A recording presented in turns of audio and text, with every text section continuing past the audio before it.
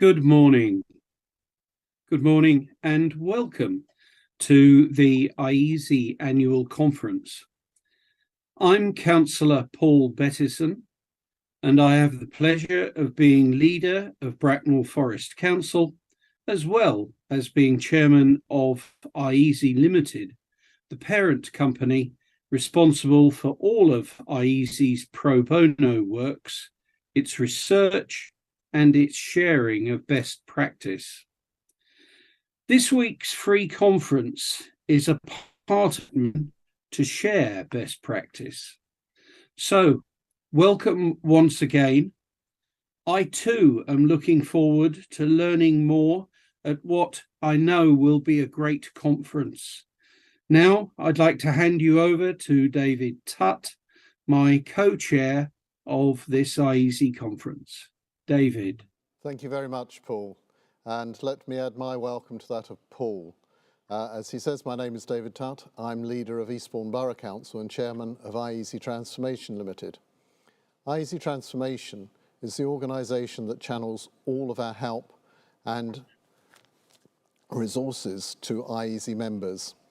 If you're an iESE member already, thank you very much. And if you're not, we would love to welcome you into the fold.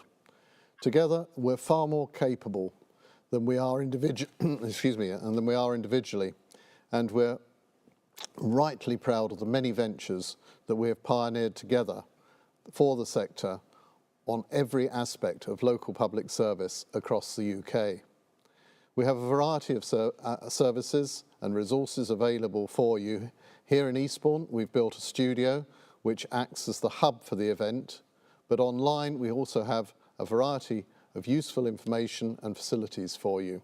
So please explore the online videos and other information, as well as the delegate information online networking. Throughout the next day and a half, we'll be exploring how we as a sector can create not just sustainable councils in what we all know are really challenging times, but also how we can help to ensure that our communities are sustainable too. The sessions are designed not just to explore the latest best practice, but also to give a platform for further research. So look out for the opportunities to participate and learn from them what will be best practice for the future. Thank you very much. Thanks, David. Come and join us. Good morning, everyone. Welcome to the conference. In this plenary, I'm joined by Councillor David Tutt, who's just welcomed us. I'm joined by John Comber, who leads the iESE research programme, former Chief Exec of Royal Borough of Greenwich. And online, I'm joined by Jonathan Hewish, founder of Avanti Transformation, and also very experienced in terms of leading the independent peer review work for the Local Government Association. So between the group of us, we plan to just explore some of the common themes that will be coming up through the conversations that we have over the next day and a half. We were preparing an introduction for this morning and thinking about the challenges for local government, any one of which would be worthy of a conference in its own right. And when we got to the end of the list of doom, we were thinking this wasn't perhaps the way to energise the conference, but it is in one of those areas of difficulty which I've been leading on, cybersecurity. It's important to understand the breadth and depth of the issues in order to break it down into bite-sized chunks and actually manage the problem. So we will spend a little time exploring some of those challenges in order that we can pick up the threads and follow those through the conference to the solutions. So we live in interesting times, as they say, the ancient curse, war on European soil, global cyber wars, dealing with a pandemic which still hasn't gone away, and of course significant climate change behind that, all of which combines and creates a challenging financial environment. So perhaps, we start with yourself, Jonathan. Actually, even prior to some of those challenges emerging, In your home neck of the woods in South Wales, you've been dealing with some long-term structural economic challenges, and perhaps you might just say a little bit about the background to those, and we can start to tease out some of the ways in which you're starting to find new ways through those challenges. Okay, so some of the challenges do go back generationally, in fact. We live, my area is Rhondda and Taff. We live in one of the poorer parts of Wales and indeed of Europe. We were in receipt of European funding back in 2000. We were one of the first ones to receive that. That lasted for 14 years. And actually, since those times, things haven't improved a huge deal, to be honest. And the recent turbulence in terms of the impact of Brexit, the impact of the Ukrainian war, cost increases, cost of living crisis, and ever perpetually reducing budgets are creating challenges for authorities as well as other agencies across the whole of Wales. The challenge that we face is one of multiple complex issues landing all at once, and for communities and leaders and chief execs and organizations finding a way through that in a structured way and not knowing where the next wave of uncertainty actually comes from. In terms of dealing with that, there've been a number of approaches we've been looking at. One is to make sure that where there's a lack of data, what we start to do is bring together both people with lived experience and professionals to give a perspective on that and to create a collaborative viewpoint, a shared viewpoint on what the challenges are, what they may be, and possibly ways through them. And then using modern technology to help find ways, chart ways through that. So an AI platform, for example, that'll try and look for global best practice, global good practice, and bring that at pace in an accelerated way using artificial intelligence to those decision makers and people with lived experience, and trying to create a co-produced way through those. Uncertainty, where we go next, nobody knows. But what we do know is to get there, we're stronger in doing that together. Thanks very much, Jonathan. We'll come back to you in a moment and explore some of those ways forward, because it's very interesting. And we quite often think externally about how we can bring modern technology to the coalface, as it were, but we very rarely necessarily apply it to ourselves in some of the basics of how we work as a sector in sharing best practice and actually understanding what the opportunities going forward might be. So that's an excellent start. Thank you. David, if I can come to you, perhaps you might reflect on, from an Eastbourne Borough Council point of view, some of those challenges over the last few years, and if there are any seeds of success that you see in that, taking that forward. Really, it's about community coming together, Andrew.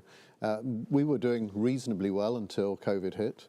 A lot of our income as a council comes from facilities such as the one we're sitting in, our conference facilities, and we're very much a tourist town, and our income comes from events, and that helps to supplement the money we need to spend on vital services such as looking after people who are homeless.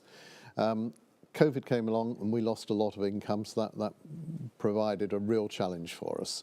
But more recently, the cost of living has hit our community hard in the same way it has Jonathan's. People often think that the southeast of England is a wealthy part of the country, and there are pockets of wealth, but there are also pockets of severe deprivation. Our food bank is the most used in the country. Wow. And it saw an exponential increase in people needing its services, an 80% increase in the first 3 months of this year. Just totally off the scale. So it is about working with our communities. We managed to find monies because we overachieved our savings target this year. Managed to put £250,000 into a cost of living emergency fund. We were the first council to declare a cost of living emergency, and we gave 20,000 immediately to Food Bank. But we've also got larders throughout the town. We've got warm places project set up for the winter. So a lot of different things, but it's not just the council, it is the business community who are very strong here and are very supportive of the town as a whole, and the community and voluntary groups. Yeah, yeah, interesting. I mean, that's a phenomenal change, a phenomenal increase in demand. And I mean, John, you've seen things from a whole sector perspective, having worked not just with iESE but with Solace. In that overall picture, is that something that you see some common seeds of A, challenge and B, opportunity in terms of what we're facing at the moment? I think there are both. The movement to look at how local authorities manage their performance has always been geared to dashboards, metrics, moving from historic data to real-time data. But increasingly, we see authorities hitting troubled times, and it's very difficult to see that coming. Yep. So we know that the current management techniques need to evolve to be able to understand more, not just the local authority as an organisation, but how it is working with its community, how that community is reacting to the authority, and seeing that genuinely as a partnership in which active citizens seek to help themselves and work with the council to help the community. So how do you measure that? How do you MOT it? How do you make sure that the best practice we recognise in the awards, in the certificates of excellence, is made available to the industry generally, and that evolves into general practice for the industry at large? Sometimes it goes forward in a single authority, sometimes it's across a number of authorities, but seldom does it reach the entire industry and the sector itself. So we need to look at what's happening, where it's happening, where best practice is, where that can be future-proofed, and then make that available to the whole sector so that they can, in their decision-making processes, as Jonathan referred to, decide whether it's something they need to take into account when they're taking their local decisions to work out what they need to do. So we've got some fundamental ingredients of success for what is both not just a sustainable council, but a sustainable community in that regard. And some of those solutions, as you say, might be dealing with things in a different way, as you know, the metrics you talked about, where typically as a sector we look in the kind of rear view mirror to see how we were getting on, rather than necessarily looking out the front of the car and seeing where we're trying to go. And that sort of brings us, I think, nicely back to what you were describing, John. I mean, you know, for years the sector, since the early days of what was the Improvement and Development Agency, which was the first organisation really set up to look at those best practices and set up initiatives to share them. We've been on that journey about how to do that better and how to transplant that success better. You mentioned about using new technology. Can you kind of tell us a little bit about that and what that might mean for the future of the sector? We've been working with a number of authorities and charity agencies as well in recent times, given the nature of the challenges and the extent of those, to seek out global best practice, but apply it at a local level. To do that, what we've been trying to do is use a technique called Kumu mapping. So we bring together decision makers, professionals, people with lived experience, communities in a collective. We map their perceptions of what's happening and what's important. We can take some measurements of the demographics and the challenges that are there, help the group together create a set of priorities and focus for exploration. And then we set the search engine off, and Spark Beyond is the AI platform that we connect to through pivot projects. And it actively seeks out case studies where there are similar demographics, areas with similar demographics. It will look for case studies where people have already implemented and tried to tackle some of those challenges in a similar way with a similar focus points. It'll seek out best practice and academic research, so academic papers that actively both support and challenge viewpoints. And it'll bring those back. It does 6 years worth of research in about 2 minutes. So it is active learning for all the participants as well. So not only does it create a collaborative engagement and collaborative perception and ownership of the issues, it creates a shared knowledge base as people are going and moving through the process, brings back a suite of potential solutions based on areas with similar demographics where they've tried similar things, and then encourages people in that collective to prioritize those, to choose the pivots that they think will create greatest advantage at greater speed. And then rather than try and build a whole scale policy around it, which is kind of the norm for public sector, actually to take a more agile approach to that, to seek out the experiments, the small pilots that they can make work at pace, and to learn from them at pace. So actually what you do is learn as you go. So it creates learning organizations at the same time. So it's a fascinating process, and one that fundamentally changes the way that local government works and connects to communities. And there's opportunity within that engagement process for community engagement in the design of those sort of the mind maps of that you use to sieve that best practice. Absolutely. One of the things that we're building as we speak is a dynamic engagement platform. So you'll never take away, and rightfully so, never take away local members' connection to communities. Local members have always been at the heart of communities, and I'm sure that'll continue. It's their core purpose to a certain extent, to bring the community together and to think about that. But having a digital platform that sits alongside that, doing ongoing engagement, and not just of the usual suspects, but actually actively seeking out the unheard voices at the same time, to bring those together as a collective, to continually bring forward that feedback, that input, but actually at the same time to involve those same groups of people in co-designing solutions based on insights from global best practice. It's an amazing approach that's coming through, and one which the community as well as local government is enjoying and seeing value from quickly. Fantastic, thanks, John. You've just seen a demonstration of that kind of approach. How do you see that changing the nature of what we do in terms of measuring our performance as a sector or as individually as councils, and allowing us to look out the front of the car to drive it rather than in the rear view mirror? How does that take us forward? We've tended to have to rely on best practice in historic means. So you're always looking out the rear view mirror if we're driving a car at what others have done in the past. What Pivot allows you to do is actually in real time carry out research on your wicked issues, which gives you the sum of knowledge available on the web. And by that, you're not just getting UK-based information, it is genuinely global. And it's really interesting when you look at the world at large. And that's not to say there will be areas that aren't covered and hidden, etc. But when you've got that global research brought together in the timescales that Jonathan's referred to, a couple of minutes, you really are able to ask questions about what you're doing today and get the answers today.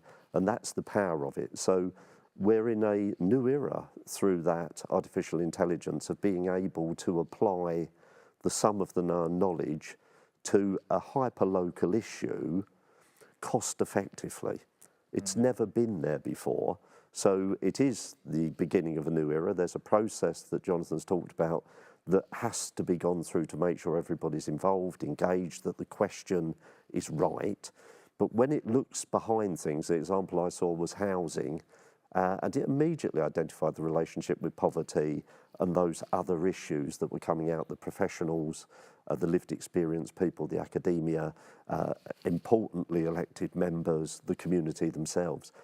The power of this tool is absolutely immense. And I think as we begin to, as Jonathan said, learn how to use it, we're going to see some really interesting solutions coming forward.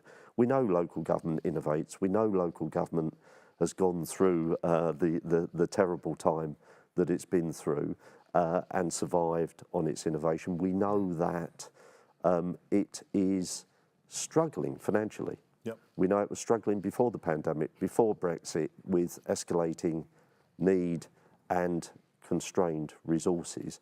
So it needs all the help it can get, but it needs that at the time the practitioners are making their decisions, the members are making their decisions, and to bring everything into real time is a crucial moment. Yeah, and of course, I mean, the sort of the changes you mentioned at the ground level, David, you know, with the growth in the need for food locally in the community. I mean, we know those, as essential as they are to respond as quickly as possible, they are the sticking plaster. And actually, what we need are those long-term solutions that make both the sustainable community and the sustainable council. So in terms of that, there's been lots of interesting research and experimentation. I mean, Hilary Cotham's work, for example, how will the iESE research programme, in terms of the community catalyst, how is that going to leverage what Jonathan and his team done to try and move that forward, so we've got something that can be transplanted from area to area? Can you say a little bit about that? It's undoubtedly the case that the role of the community working with their local authority is becoming more and more important. The fact that we need and have seen active citizens, the volunteering through the pandemic was an incredible phenomenon that was across the country, across all local authorities, and it shows that there is a latent capacity within the community that, when tapped into, and you've referred to it, David, it's a powerhouse. Yep. And it does mean that local authorities have got to decide where they target their resources.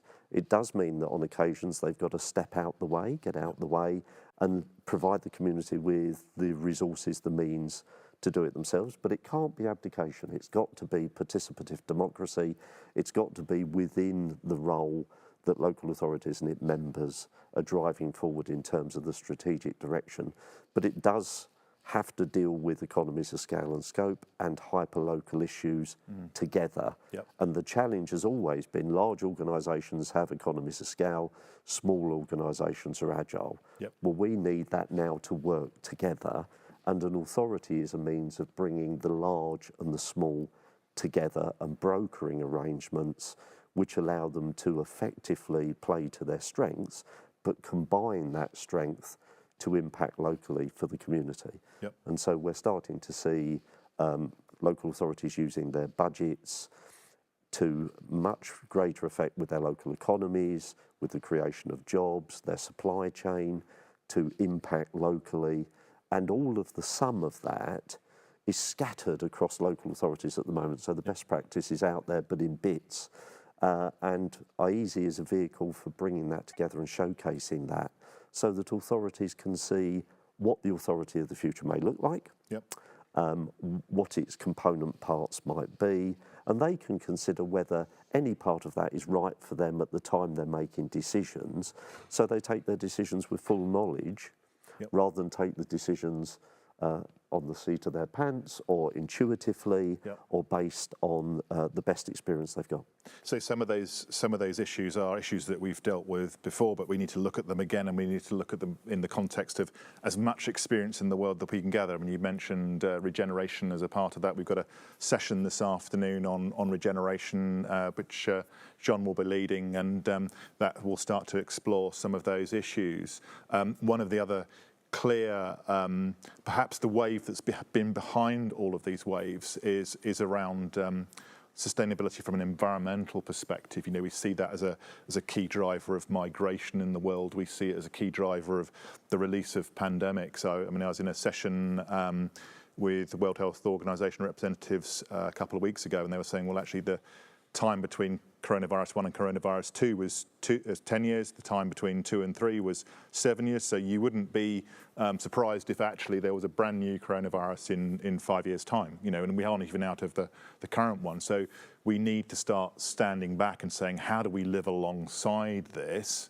But also, more fundamentally, we need to think very, very deeply, and at the time we're going through COP again, how we actually manage some of those, not just mitigations, but actually start to kind of rebuild some of the environment that we've got. And some of that, of course, is around decarbonisation, that approach. So as an individual, you know, you're a borough council in the southeast of England, how do you as a council grapple some of those issues, and what are you contributing to, as you were, help the sector to try and move some of that forward, David?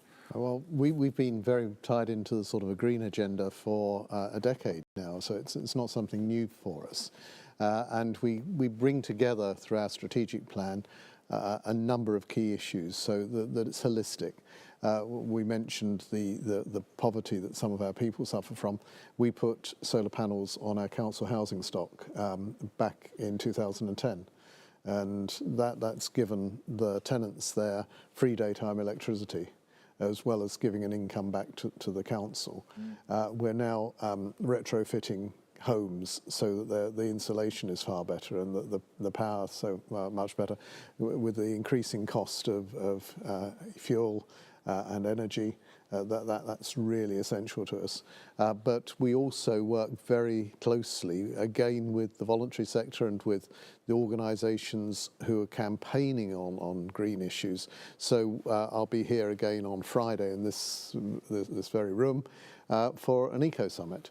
And that is run by East One Eco Action, but this particular summit is aimed at businesses to help businesses to understand how their actions can help to reduce the carbon footprint of the town, help us towards what we've set as a decarbonisation, a carbon neutrality target of 2030 for the town, but also to save those businesses money.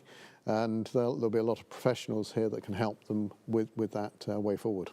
Excellent, thank you. And that's sustainability from an environmental perspective. It's interesting that that's sort of starting to show that doing things well environmentally actually is taking some important costs out of the shopping basket of key members of our community. It's not a either or. It's not a take away the green cost of greening from, for example, energy in order to allow a better cost of living. Actually, you can invest more and actually create a reduced cost of living, which is a great to see.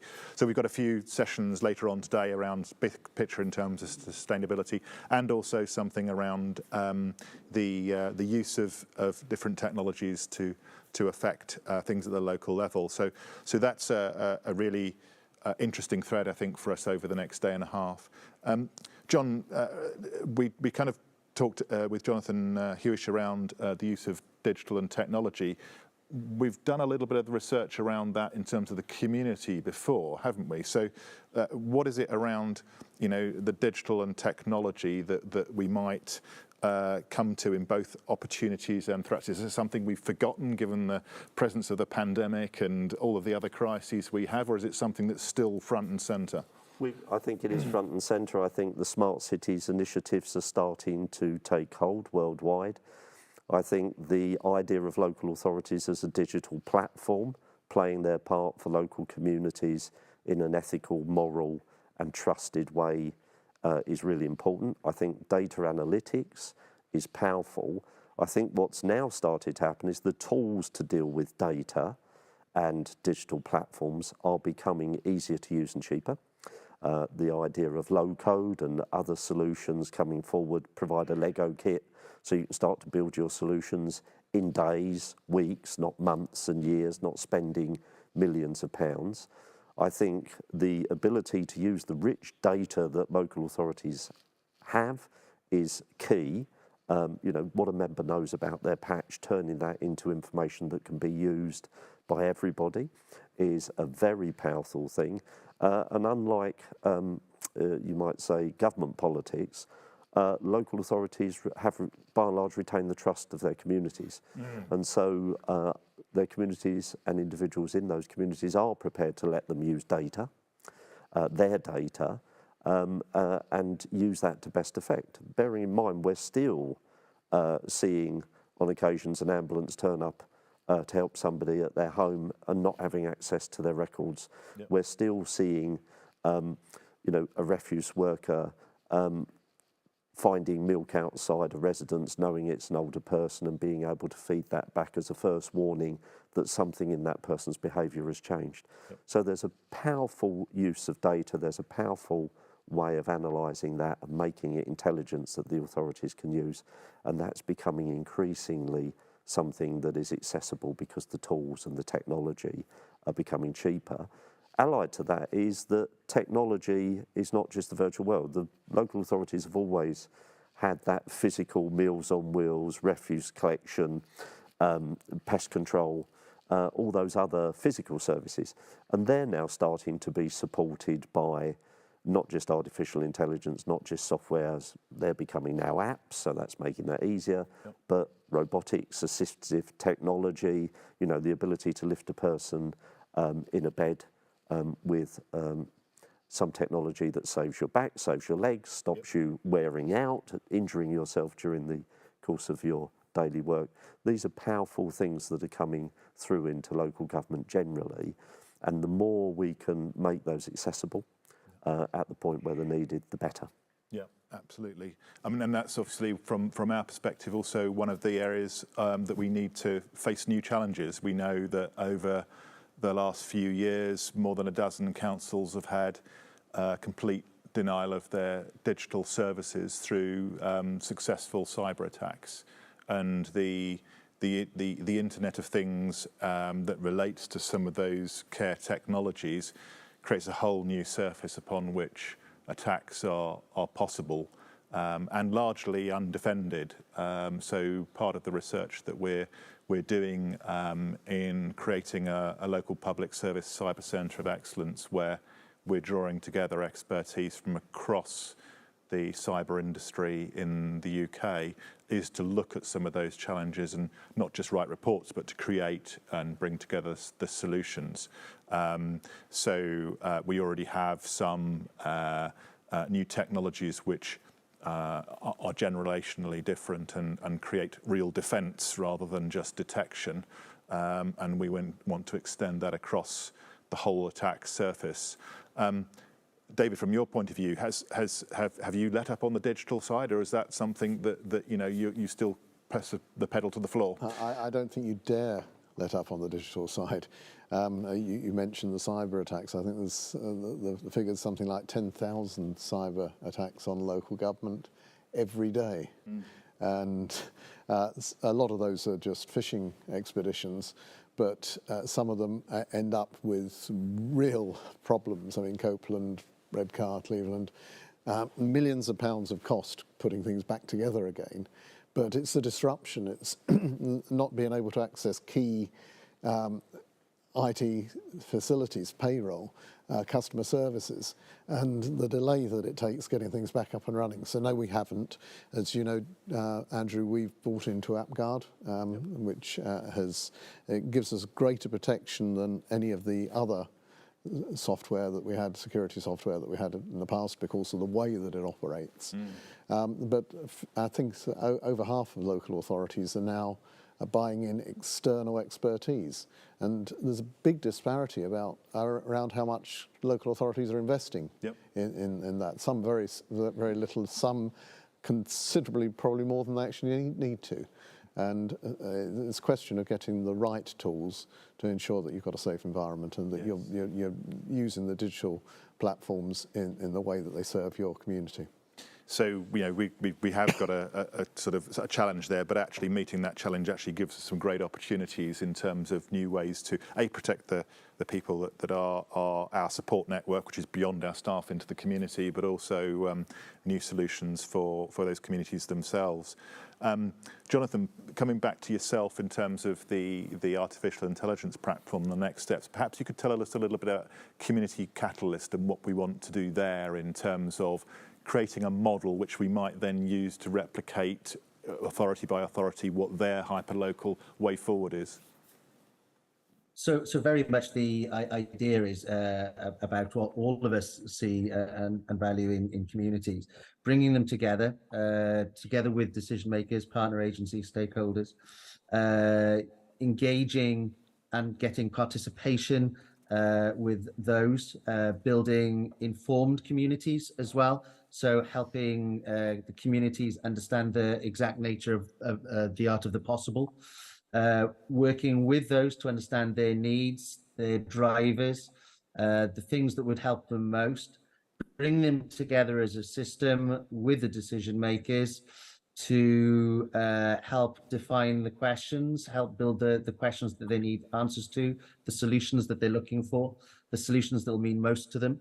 And then using artificial intelligence, that platform, to go and seek ways at pace of helping build those, and then working with those communities to find those areas where we might pilot different ways of working, different solutions at a hyper-local level to learn from those and then build a more sustainable community moving forwards.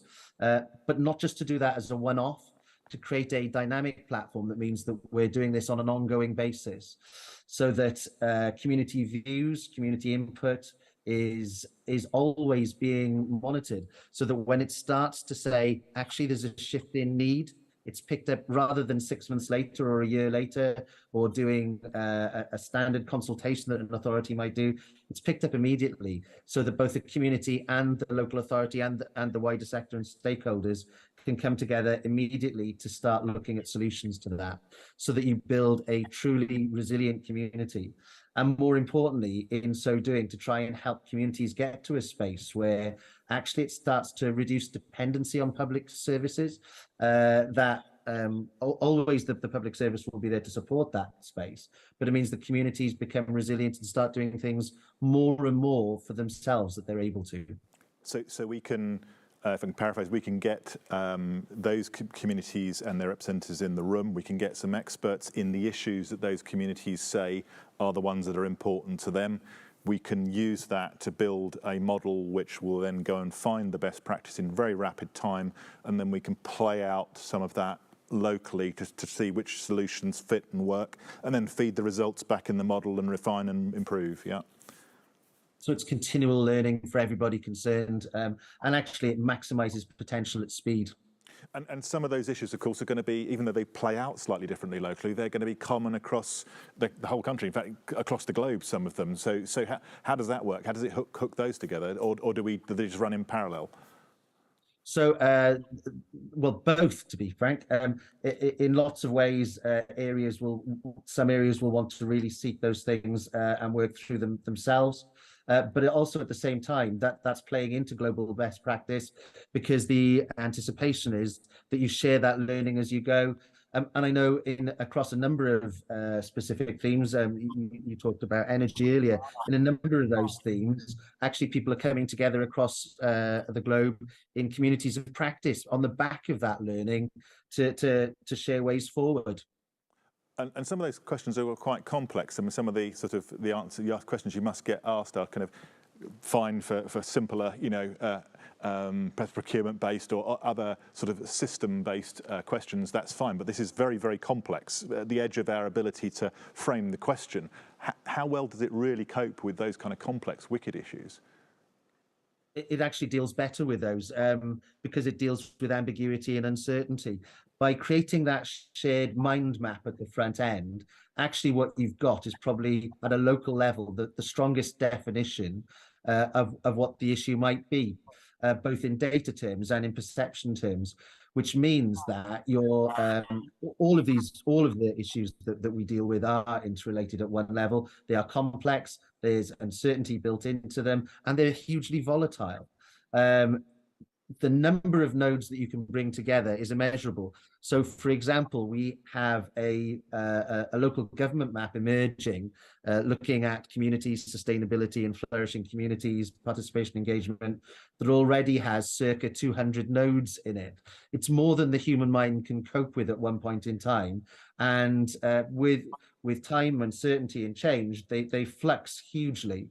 The system can deal with that through artificial intelligence in a way that we can't, and build responses to it faster. So actually, it's in some ways better dealing with the complex issues than the simple. So that sounds like it could bring some revolution to the best practice sharing side of things, which I would suggest has largely stayed the same for the history of local government, really. Do you think, John? I think it has. I think it lags behind because case studies are used. And so what this approach gives us is an opportunity to shift that into real time and connect it to decision making. As importantly is its ability to bring global knowledge. I really do think the international dimension to problem solving is a powerful one, because local government, unlike government, doesn't have armies. It supports its communities worldwide, and it is about the fabric of life. And therefore, if there is best practice out there, wherever that best practice is, bringing it together so it can be applied if it's appropriate in a local situation is just a very powerful tool. So we've always had a premium on gathering best practice. And we know that award ceremonies, certificates of excellence are a powerful way of showcasing what is happening within the industry and giving it some recognition and reward and allowing the people doing it to be able to talk about what they're doing. And that is a very powerful part of what we're doing in this conference. But the ability to see round the corner, to see what's coming, to analyse trends, to future-proof, so to not just have best practice but have future practice, I think is a very powerful thing. Of course, it'll be fuzzy around the edges. As Jonathan has said, it will constantly refine itself. And as the network gets bigger and the amount of knowledge that it's handling gets bigger, so it becomes more refined. So I think we're really starting to put ourselves in a new era. So we're turning that corner. We're getting the global best practice. We're having a huge opportunity, and certainly from what we've seen in working for other local governments around the world in terms of what they do, there's some absolutely fascinating uses of technology, approaches to the environmental challenges, which we can frankly steal the ideas and bring them back here. But that also, we need to get better at helping each other transplant, in a practical sense, solutions from one place to another. I mean, David, I know that when you do things in Eastbourne, you tend to make arrangements that collaborate, that allow collaboration to expand. Maybe you can say something a little bit about that in terms of your ambitions. Yeah, we never claim to have original thought. We're very good at picking up on ideas that come from other places and then developing those and working in a collaborative sense with the people who came up with the ideas to implant them as part of our DNA. And that's been very successful for the town. I've always enjoyed the Innovation Club from iESE and the opportunities to go to other places. Every time I've come back from a visit, we've brought back ideas with us, and we've stayed in contact with those authorities so that we can develop the ideas further. And that can be right across the range. It can be from housing to supporting children with special needs. And we've got examples of all of those things, Andrew. Yes, it is fantastic, and I do think that is one of the things that we as a sector are very, very good at, and actually this increased knowledge will just make that even more powerful. We're just drawing this session to a close, and hopefully this is setting the scene for the rest of the conference. So we've got some really clear themes coming out of there in terms of the approach to digitally transforming the council, and we've got a session coming up on rolling transformation and how we apply technology in an era where we don't have the money or time to fail, where we've got some key environmental challenges, but actually, as David has said, can be both solutions environmentally, but solutions to some of the challenges to those of our communities as well. And those future scenarios bring their own challenges around things like cybersecurity. But again, if we can break those problems down, learn those lessons and share them, then we really have got a solution. And together we can help transplant those lessons and make practical progress as a sector in a way that I think other sectors perhaps challenge themselves to do so. So we've got talks coming up today, next around digital technology and data insight. After the breakout session, we've got rolling transformation, and then through community enablement and regeneration, and finishing at the same time with the session on cybersecurity. So a lot to pack in today.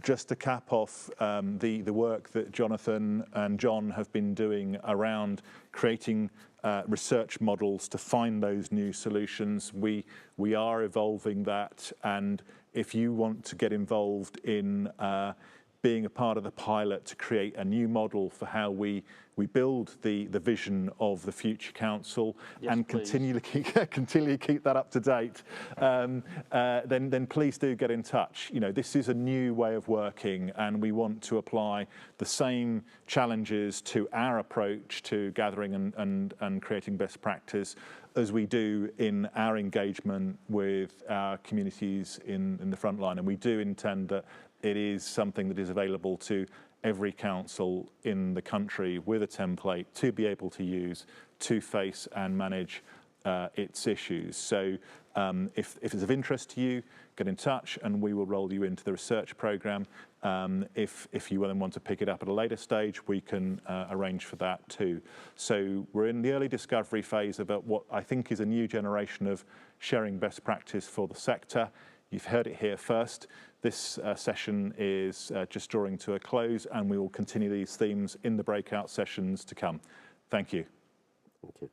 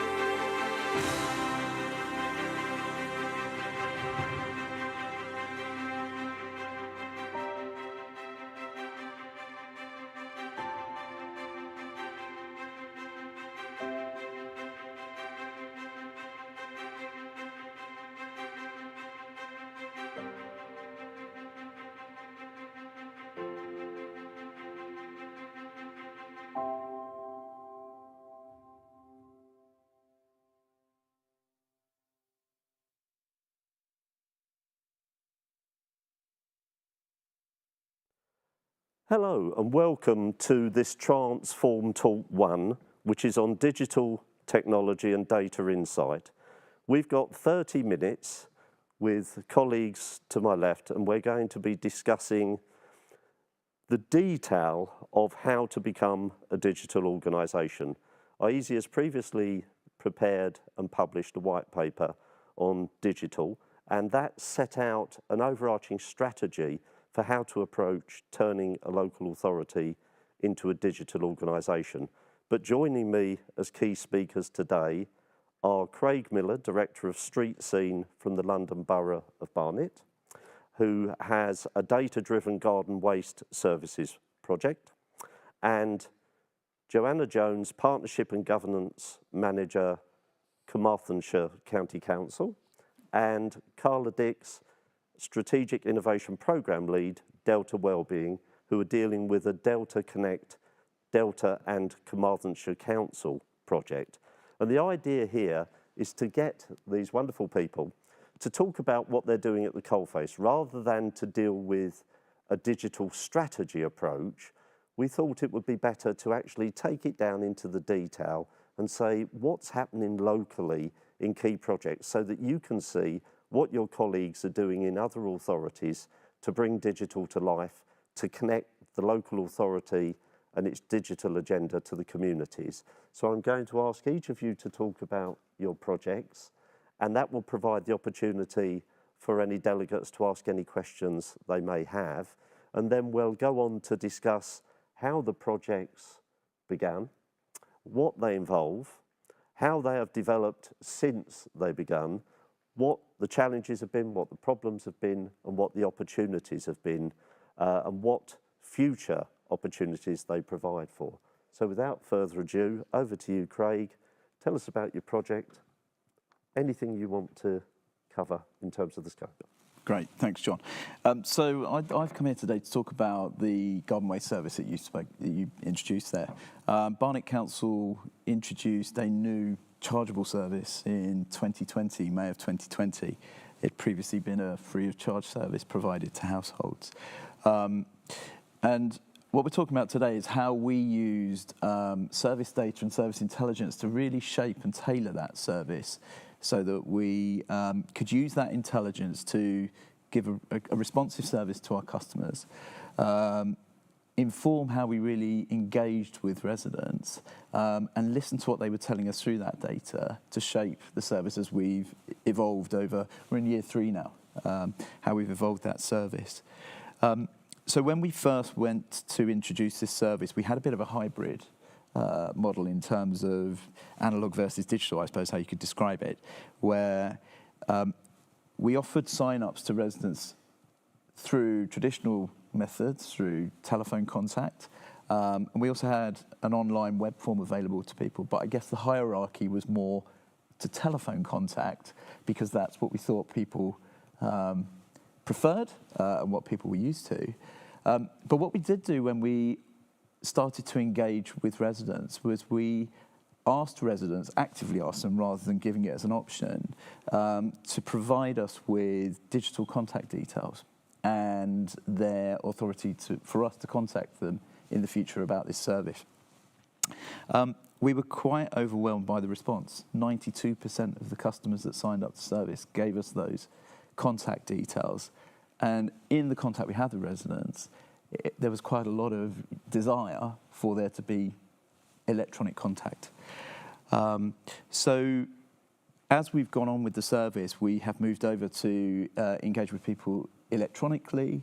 What we've also done is we invested a little bit of money and a little bit of time into getting our data sets, the data we were capturing, really quite sophisticated, so that we could start to utilise that to monitor how well the service was being received, but also how we could then use that to look at trends, so areas where we might have lower sign-ups over others, so that could then start informing our marketing of the service as we went on. That was really useful in terms of becoming a bit more intelligent about our marketing approach rather than blanket marketing.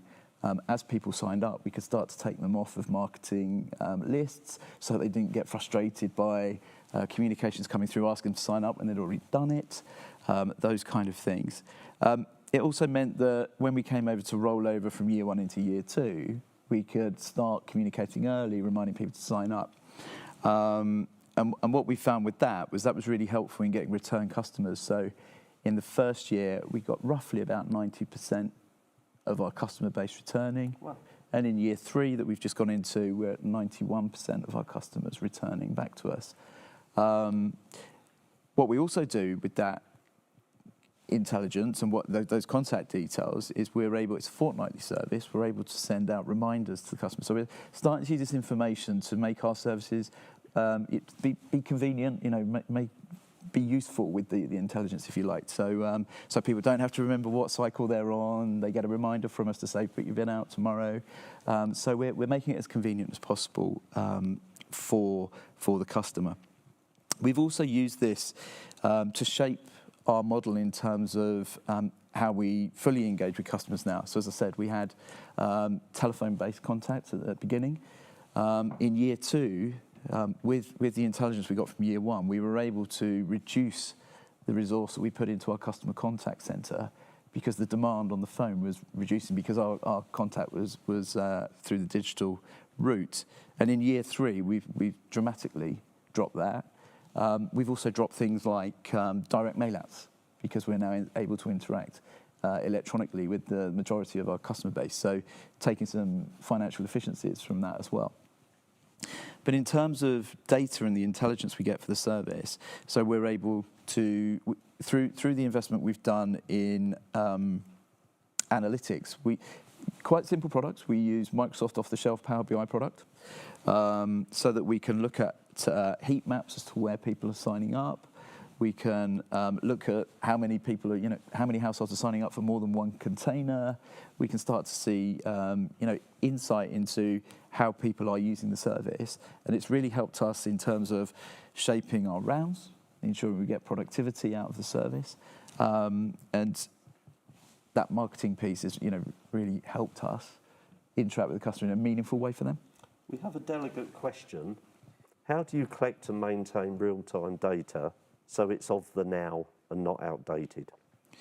Yeah, so when customers sign up, they sign up for a year. So obviously, we make sure that when we're communicating with them, we'll ask them for, if they've changed their contact details, that kind of stuff, they can return that back to us. But obviously, as we start communicating out at the end of the year for the next year, that's how we then get our new batch of information from those individuals. But we do have mechanisms where a feedback loop where they can update their contact details with us. It's been really useful for us in terms of the insight that comes out of this for communicating with our members as well.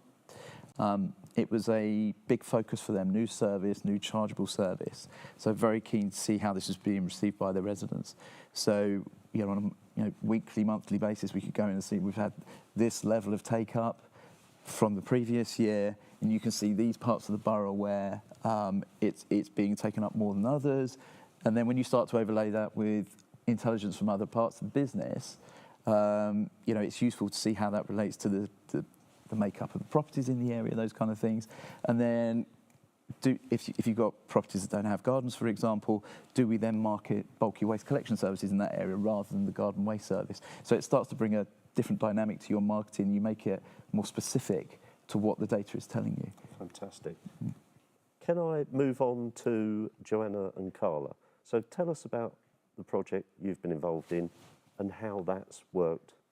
Okay, so Delta Connect is an innovative programme that we've rolled out for the last few years across health and social care, locally in Carmarthenshire and slightly further afield in West Wales.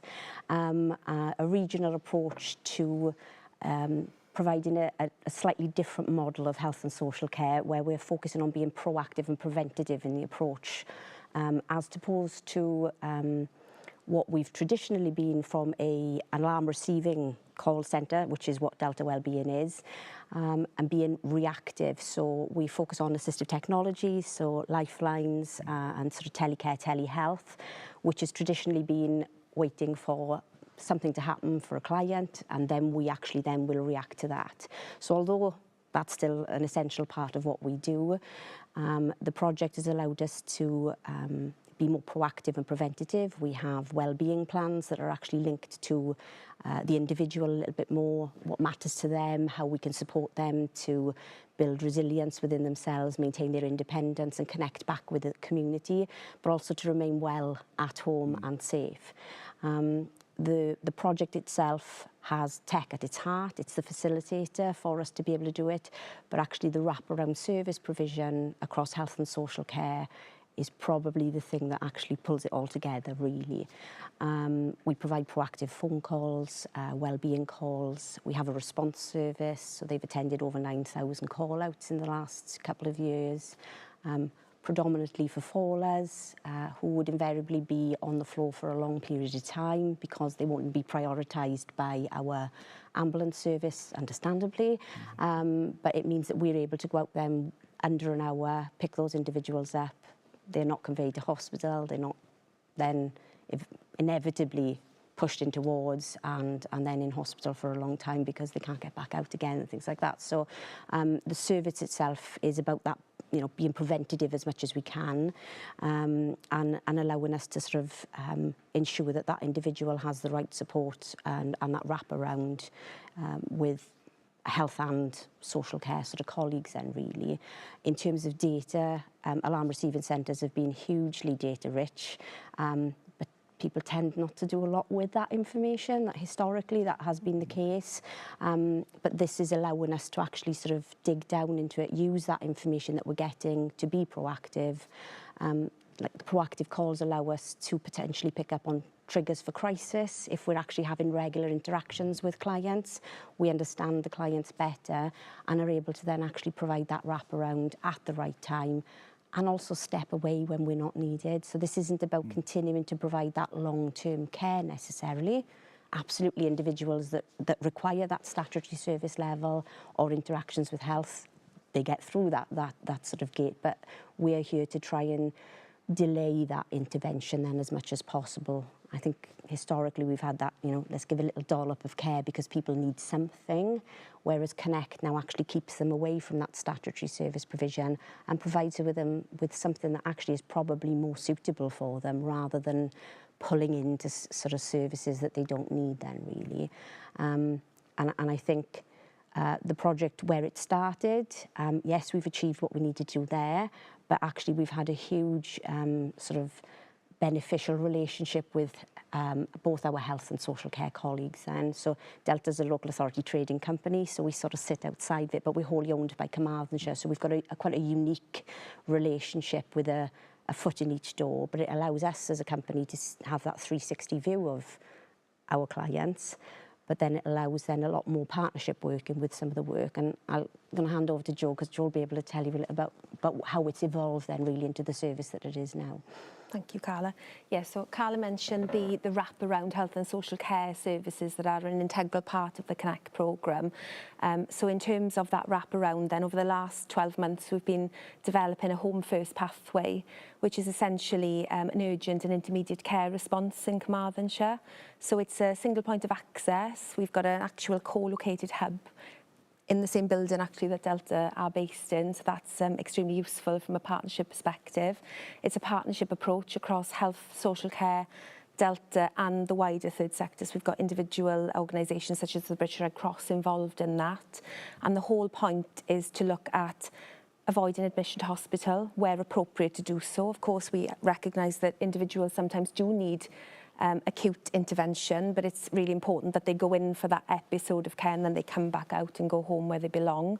And also then to expedite discharge from hospital for individuals that are ready, medically optimised, we use the term, but it's medically well enough to leave hospital and then continue their rehab or care journey in an alternative setting.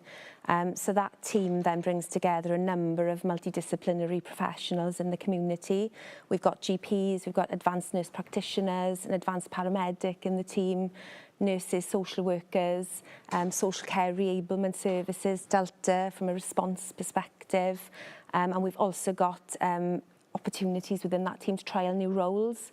So working really closely with our Delta team, then we've been able to trial the roles we call Blue Brigade, Blue Army. They're actually wellbeing officers that are based in the hospital wards. And their role is to really kind of work with individuals, patients on the hospital wards, to identify what matters to them, what's important to them to get them home. And then to obviously look at, where possible, triaging out to formal care and support. So again, that preventative, proactive approach to seeing what can we do to support individuals, what's within individuals' gift as themselves, what is their proximal support, so their family, any friends that can do to support them to get home, and then looking at third sector tech provision before we go anywhere near commissioned formal care and support services. And we all know that commissioned services are finite resources. We know that we're struggling to get teams on the ground to deliver social care, for example. Similarly, staffing resource challenges in the hospitals. It's really important that we only prescribe care for those that absolutely need it. So it's really that preventative angle then. We have a delegate question. What are the long-term consequences if we ignore digital transformation? Oh, that's quite a big one, isn't it, really, I think? It is. So personally then, I suppose, and I know COVID is still being talked about, and I think that's quite obvious, but I think COVID actually forced the hand for a lot of services that they needed to move forward with regards to that. And I think probably without it, we probably wouldn't be where we are in a lot of areas, if we're being honest. I think, it's changed the way that we work. And I think if we ignore what we need to be doing, services are going to fail at the end of the day. We haven't got the budgets, we haven't got the workforce. We need to use our finite resources in a better way, use them the way that we need to use them. And I think I've heard a couple of other colleagues with us saying things that actually it's more of a risk not to do something different now than it is to stay the same. And I just don't think we can stay the same. And digital allows our workforce to have the tools to work more efficiently, more effectively, but actually the outcomes for that for the individual are much better, as well as there being better outcomes for the service provision as well, really. We have another delegate question. How do you get residents to trust you with sharing their data? How do you ensure they know you are using it ethically and safely? Well, I can comment as well, but go on, Craig. Yeah, I think having your policies clear around that and you setting that out up front, but also demonstrating that by using it for the purposes that you said you would. So certainly for the service I was talking about earlier, we communicate just about those service-related issues. It doesn't go into a wider pool of you're getting loads of contacts. So I think it's doing what you say and demonstrating that you are following those policies so that you can be a trusted organisation with that data. Yeah, I think from a health and social care perspective, it's quite, there are significant worries and data sharing across even health and social care is a challenge for us. I think, though, probably if you speak to the majority of patients, clients that interact with health and social care, they don't want to be telling their story over and over again and telling the same thing over and over again. And I think we still have that as a challenge in terms of we're on separate systems. How do we get those systems either talking, or how do we find a way to pull that data and fuse that information so we can actually make the right decisions with the clients and patients for their best outcomes then, really. But again, it is about making sure that you're using the data appropriately, getting those permissions and consents, and then ensuring that you've got all the governance in place. Governance governance didn't go out of the window during COVID, but actually the barriers were dropped quite a lot because people had to work differently. I think there is a risk of us going back too far to the old way, and I think we need to find better ways of actually sharing that information. And actually one of the projects from our local sort of health board area is looking at using that data and providing a system that we're never probably going to get, or it's way off having a system that one and all uses at the moment, but actually utilising things like that AI, that automation, robotics in terms of pulling data from lots of different areas to then have that 360 view of an individual is probably the way forward in terms of that insight as well then, really. It's an important question, isn't it? We all talk about the new normal. However, there is a race back to old normal. Yeah, there is a little bit. How do you stop yourselves retrenching, fossilising, going back to what was, rather than staying with where you've got to and advancing from there? So from my perspective, for my services, digital transformation is part of achieving the future, the new normal. You know, with the challenging financial environment we're going into, this will help me deal with those challenges. So, you know, looking at things and continually reviewing, looking for new opportunities, overlaying the lessons we've learned with services like this and expanding it across the portfolio of other services will be the way that we tackle some of those issues. So I think it's absolutely in our own interest to not stay where we are and forge forward with these things. So they are an opportunity area. Are there concerns amongst members about how far you go in terms of social care? I think we're quite, perhaps I don't know whether it's unique, quite lucky, but we've actually, you know, our sort of senior management teams, our directors, have got a very strong partnership approach to that. It's nice to have health and social care on the same page a little bit, really. There are absolutely different challenges because obviously, you know, we're completely different services in terms of what we end up providing, you know, free of point of access from a health perspective. Social services have got eligibility things, but I think there's a joint sort of vision in terms of how things move forward. I think, and culturally, I think for us as from an operational and staffing point of view, I think you made the comment the other day, you wouldn't, your staff would probably, you'd have sort of, you know, hysterics if they said, well, you're going back to working on teams and not being in the office together, because I think it's... Co-location is so important, actually, to where we've come from. I don't think we'd have been able to have achieved what we've done over the last 12 months if we had not been co-located, but also the digital infrastructure to support the remote working as well, because obviously we're quite a large county geographically. We can't have everybody in the office at the same time, so that digital infrastructure is really vitally important, and going backwards isn't really an option for us. You know, our challenges are significant in terms of demonstrating the ability to deliver social care, health in the community, but also staffing, recruitment, retention challenges that I know everybody's facing across the board, not just in health and social care. So actually we're taking things a step further now, and we're developing, on top of our single point of access, a clinical streaming hub, which will actually bring all of the WAST, Welsh Ambulance Service, 111 primary care, so GP referrals all into one hub. So you'll have senior clinicians actually triaging in one place.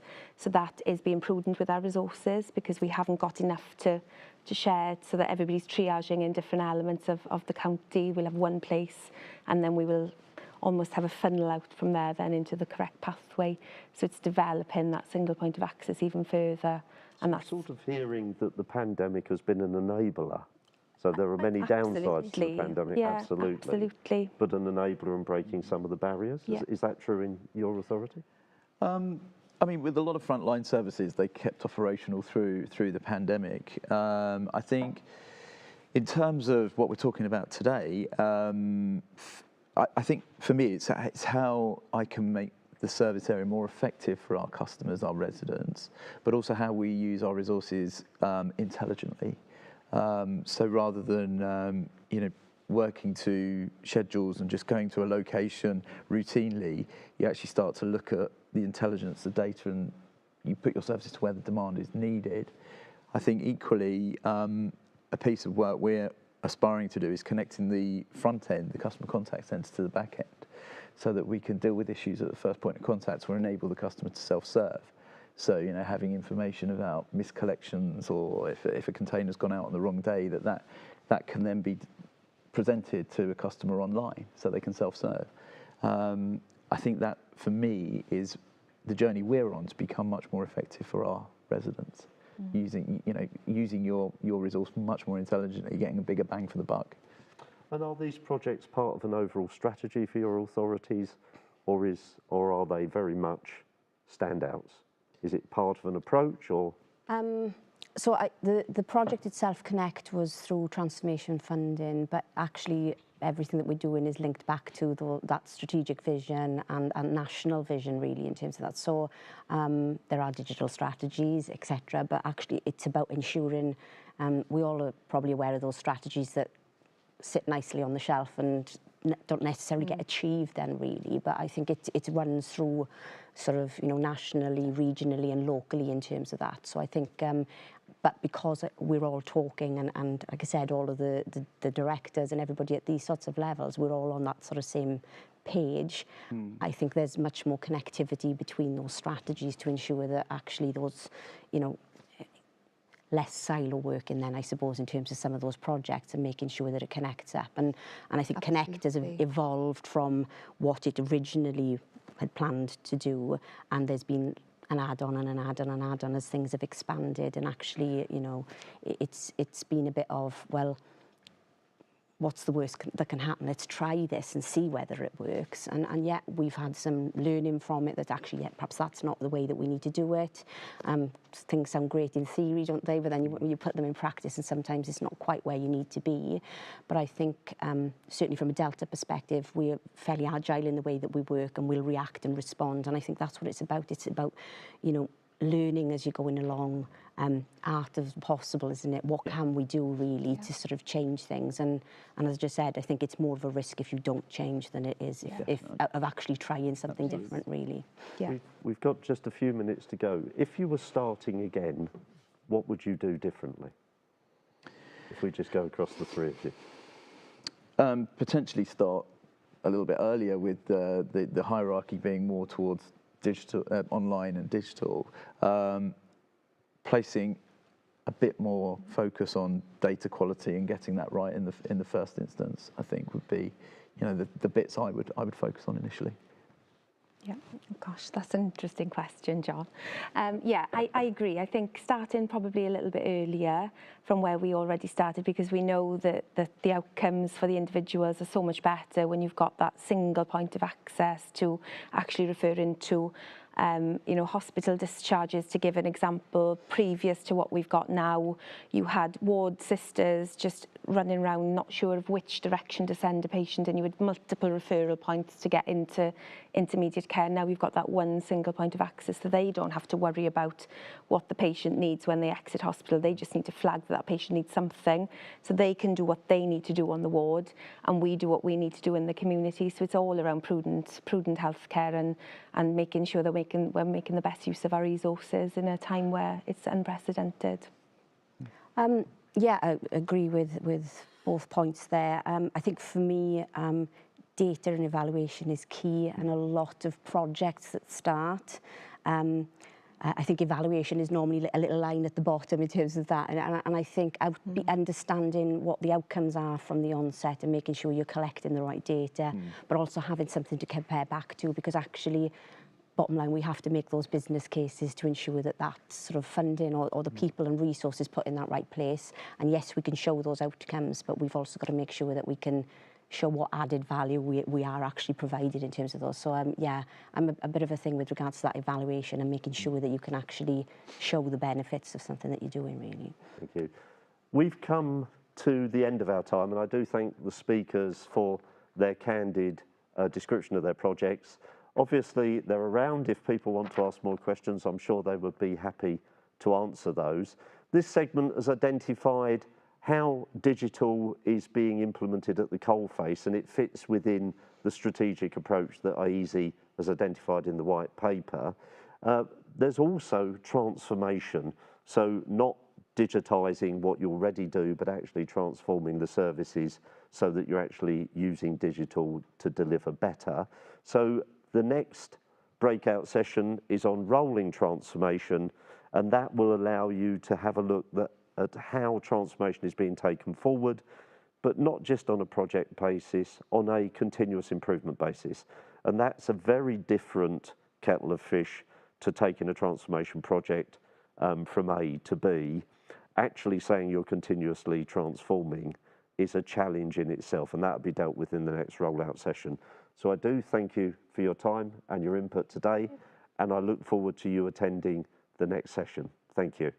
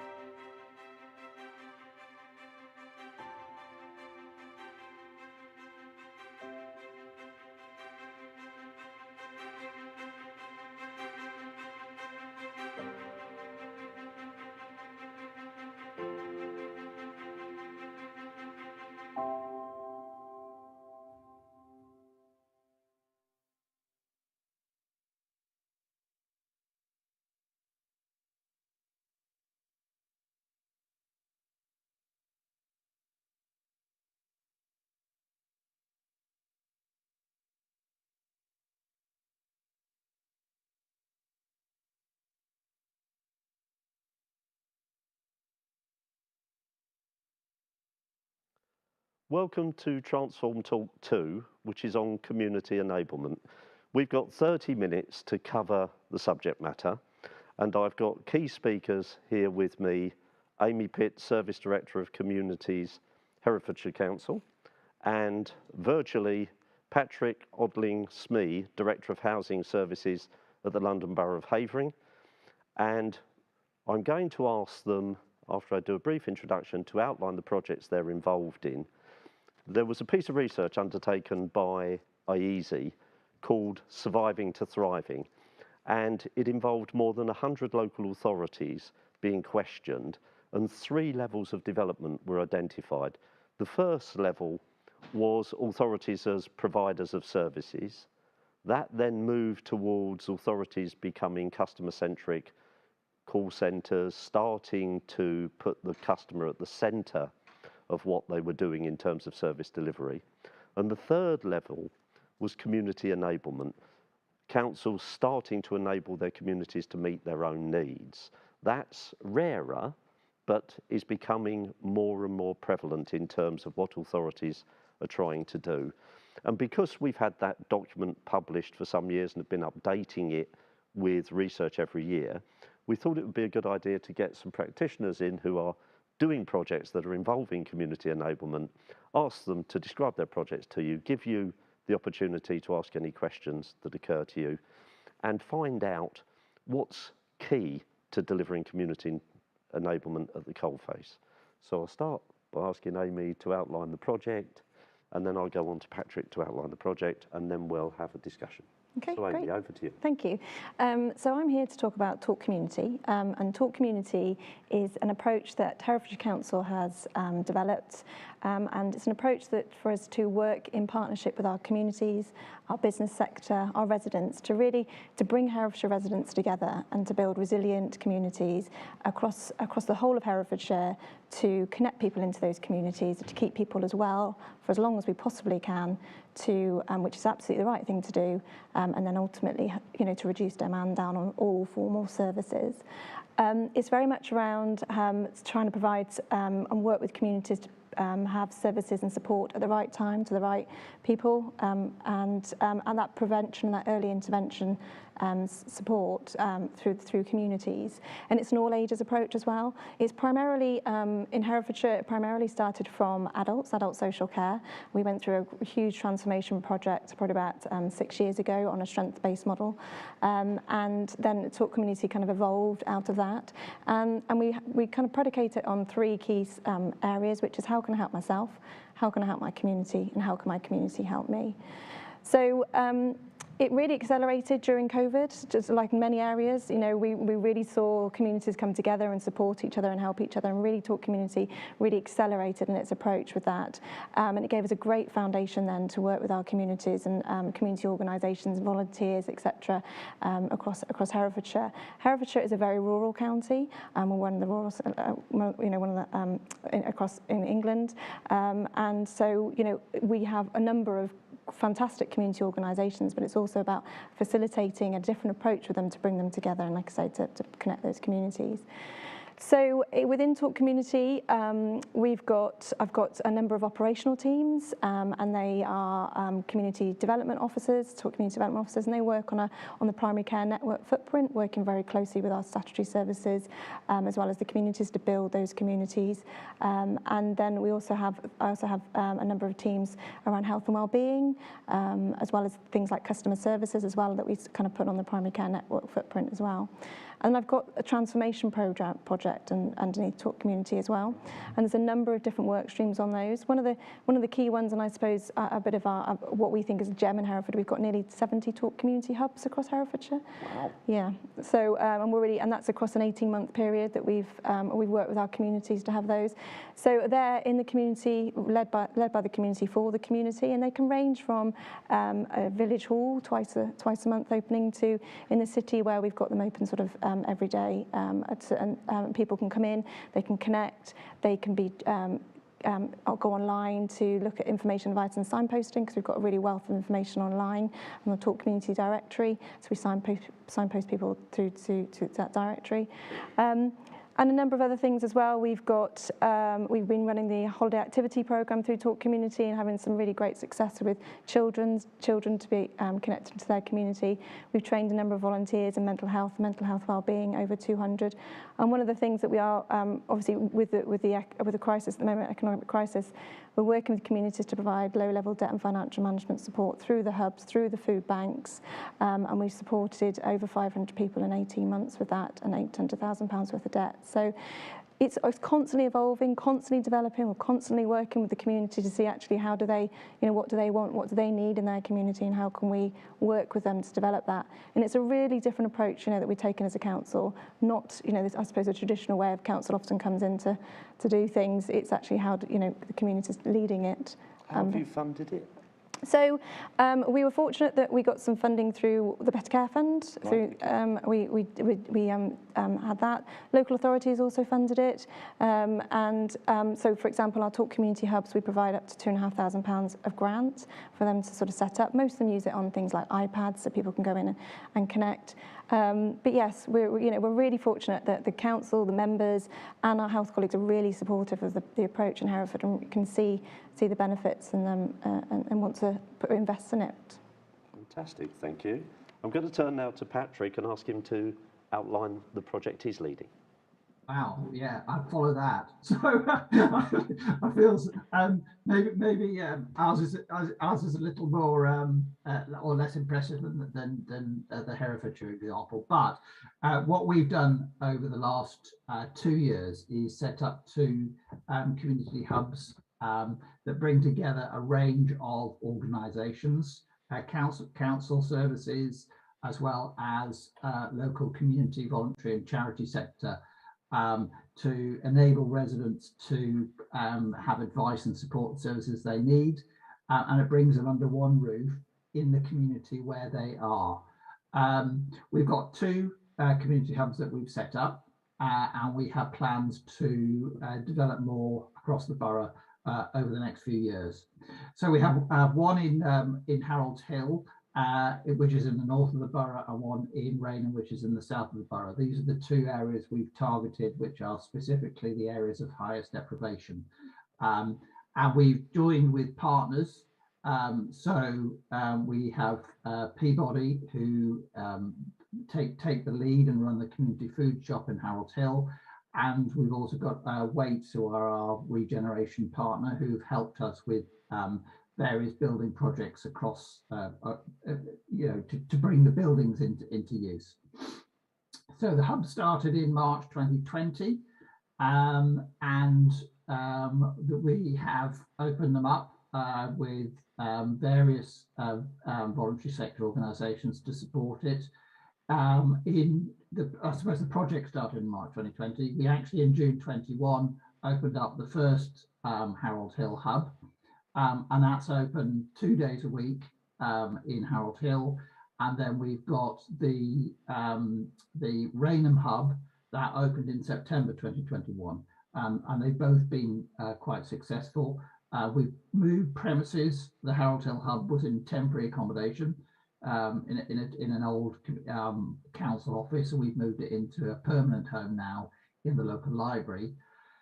The 2 excuse me, the 2 physical hubs have been supported by a virtual hub that provides a range of information and advice and support for people across the board. We've I suppose one of the key successes of this has actually been, as we go into the cost of living crisis, the hubs have been central to the council's response to provide support to people in the community hubs, and particularly advice and information. What we have found in terms of learning is the community food shops have been the main focus of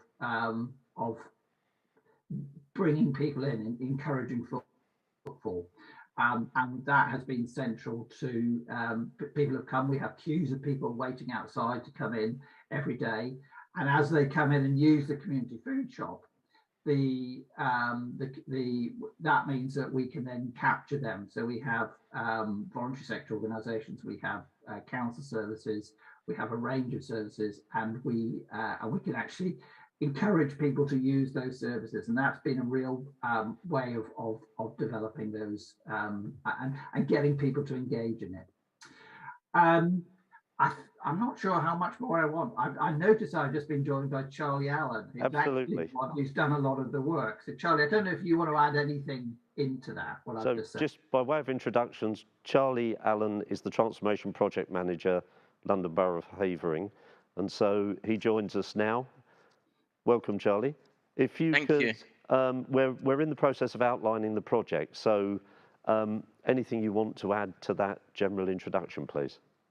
Yeah, so I didn't catch everything Patrick said because I joined a little bit late, but I think the main thing to sort of highlight is how the partner working is really sort of developed over the pandemic, and it's been a key aspect of the hub. So our VCS partners, we just wouldn't be able to run it without them. So building that relationship has really helped the hub develop and flourish, really. And I think, like Patrick's mentioned, the community food shop has been a really big point in that, and that brings regularly 50 people a day per day the hub is open. So we sort of, they come in, the food shop sort of brings the people in, and then we've just got the range of services that Patrick sort of outlined, the council services, the VCS services to support residents when they come in. So it's like a one-stop shop, as it were, for sort of needs in the borough. And can I ask funding? How was the project funded? Right, I'll answer that one. So it was funded internally, and so we did provide it through our corporate. We have a transformation budget, so it was part of the council transformation. But that's in terms of setting it up and resourcing it from the council side. But the voluntary sector have actually brought in a huge amount of their own resources. So, for example, Peabody, who are the key partner in the Harold Hill Hub, are a local housing association who have worked with us all the way along, and they put in a manager who has worked with us to develop the hub. So they put in a huge amount of resources as well, and it could, and that's difficult to quantify. But actually, unless we had that voluntary sector input, I don't think they would have been as successful as they have been. So we've got two examples from you, one rural, one urban, different but the same.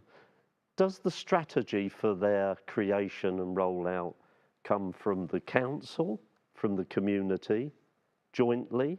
What caused the idea's genesis? What created the strategy that led to the creation of your initiative? So, Amy. So ours was on the back of a transformation programme we did through adult social care, where it was very much around the strength-based model of how, like I said before, in terms of how we can support, and the asset-based model, so how people can help themselves, then their family and network, and then obviously then the communities, and then formal services. So it was very much a strategic approach. But obviously, once we sort of considered that strategic approach, we obviously want to work with the communities and residents themselves in terms of how we develop it and how we involve it.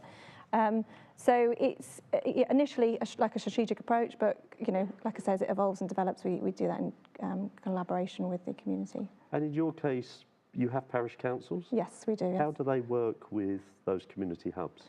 So it's if I'm completely honest, it's a range. We have some who are really engaged and some who aren't, and that there are some where they don't sort of mix overly well, if I'm honest. So it is a combination. Through Talk Community as well, we've started to try a different approach with our parishes as well. So we have like a Talk parish meeting that we have very regularly to help connect the communities and the parish councils together, but it does range in terms of, because we've got over 120 parishes in Herefordshire, so it does range. Yeah. Can I ask you the same question, Patrick? Do you want to kick us off? Yeah, I suppose the genesis was a vision from the council. So it was initially the chief operating officer had the initial vision. But it was part of a drive to change the way that we deliver our services, and the fact that our services are very much remote and weren't based in the local community, and people had to travel. Whilst we are an urban area, we are very dispersed. So we have 7 towns within Havering. So it's a large geographical area, and travel between those towns and accessing services is always difficult. And particularly for those more deprived communities, actually the price of a bus to go and access council services is quite high, and people weren't using the telephone or other ways of accessing services. But also we wanted to engage more effectively with the voluntary sector and the community organisations in those areas, and that can only really be done on a local basis. So one of the strengths of our community hubs has been the governance arrangements that we put in place. So we have a leadership team, a community hubs leadership team in each of the areas, and they have representatives from the local community. They have representatives, some local councillors as well, but representatives from the voluntary sector and council. But they're very much voluntary sector led, and it's the council supporting the voluntary sector in those areas. And they've been a real strength in making sure that the services that are delivered at those hubs reflect the demands and the needs of that local community, rather than the council just deciding what it should be. Thank you. We've got a delegate question. How can we increase the level of participation from local residents for our community-focused initiatives? So can I start with you, Amy? How do you get them to play? So it's a great question, because often you get the same people who do want to be involved with with these community initiatives, which is great. And what we certainly did is we went with where the energy was, to really kind of just to get the energy, so we could get the ball rolling, and to focus it in those areas. For me, but it's very much it is time, and it does take time to go out and really do that engagement and get people involved. We did a really large piece of engagement in February with families and children in Herefordshire, and we really went out into the communities. It was led by the community organisations. We funded them to lead that. And we had one of the biggest inputs from the community and children and families that we've ever had, because over 1,700 families and children that were involved with that. Because we went out, and it wasn't led by the local authority. We were there. We gave the framework of what the kind of information that we were looking for, but it was led by those community organisations and those community leaders. So I think for me, it's going out there to the people rather than often expecting them to come to us. Thank you, Patrick. What would you say? And Charlie, sorry, both. Yes, Charlie may come in on this.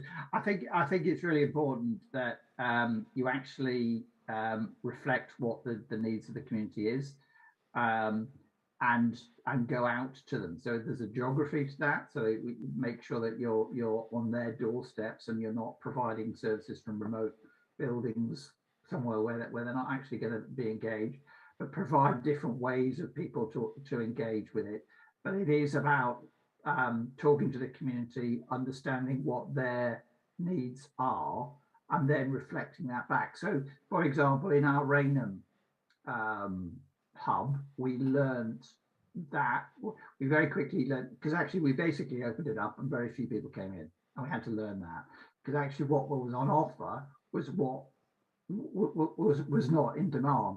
So we had to change the offer. So change it to have different services available, do some marketing to make sure that people were aware that it existed, but also then open up a community food bank as well, which gave them a reason to come in.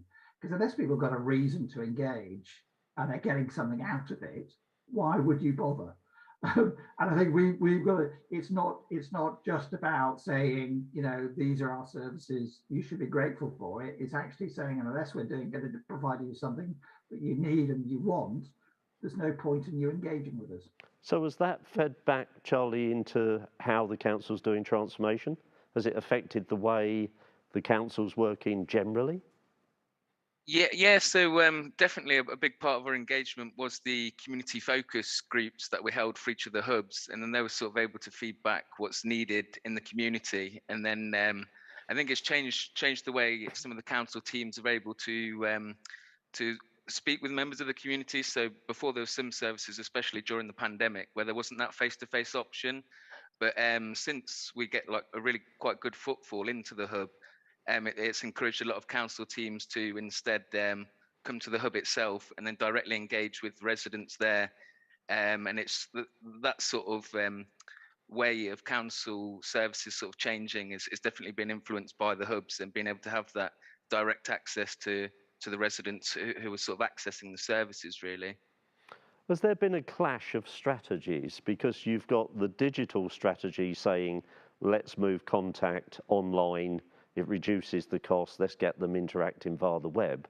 And what you're actually talking about here is bringing people together and allowing them to help solve their own challenges, needs and problems. Is there a clash between the two strategies, or do they complement each other? I think they complement each other. Absolutely. I think I think we're all going absolutely that way in terms of that digitally enabled. So having as much information, advice, and signposting as we can online. But there's always going to be a need for people to need formal services as well and have that sort of face-to-face contact. But I think through the communities and through certainly from our model, it's enabling people to connect into their communities, to give them an offer out in their communities, so to keep them well and safe for as long as they possibly can in their communities, which is the best place for people to be. So and from our perspective at the moment, we are doing a customer and digital transformation programme, and at the heart of that is our Talk Community approach of how can we get people to help themselves and how can they work with the communities. Are you the same or different, Patrick, Charlie? Charlie, do you want to? Yeah, no, I'd say it's quite similar, really. We find actually it's probably people who have different needs. So people who access our services online, they can often find out a solution to the problem there. But we found that the hub still sort of helps the people that need that extra support and that face-to-face support. So they've not really clashed. They've been sort of more of a two-pronged approach of depending on the resident's need, really. And the virtual hub has a broader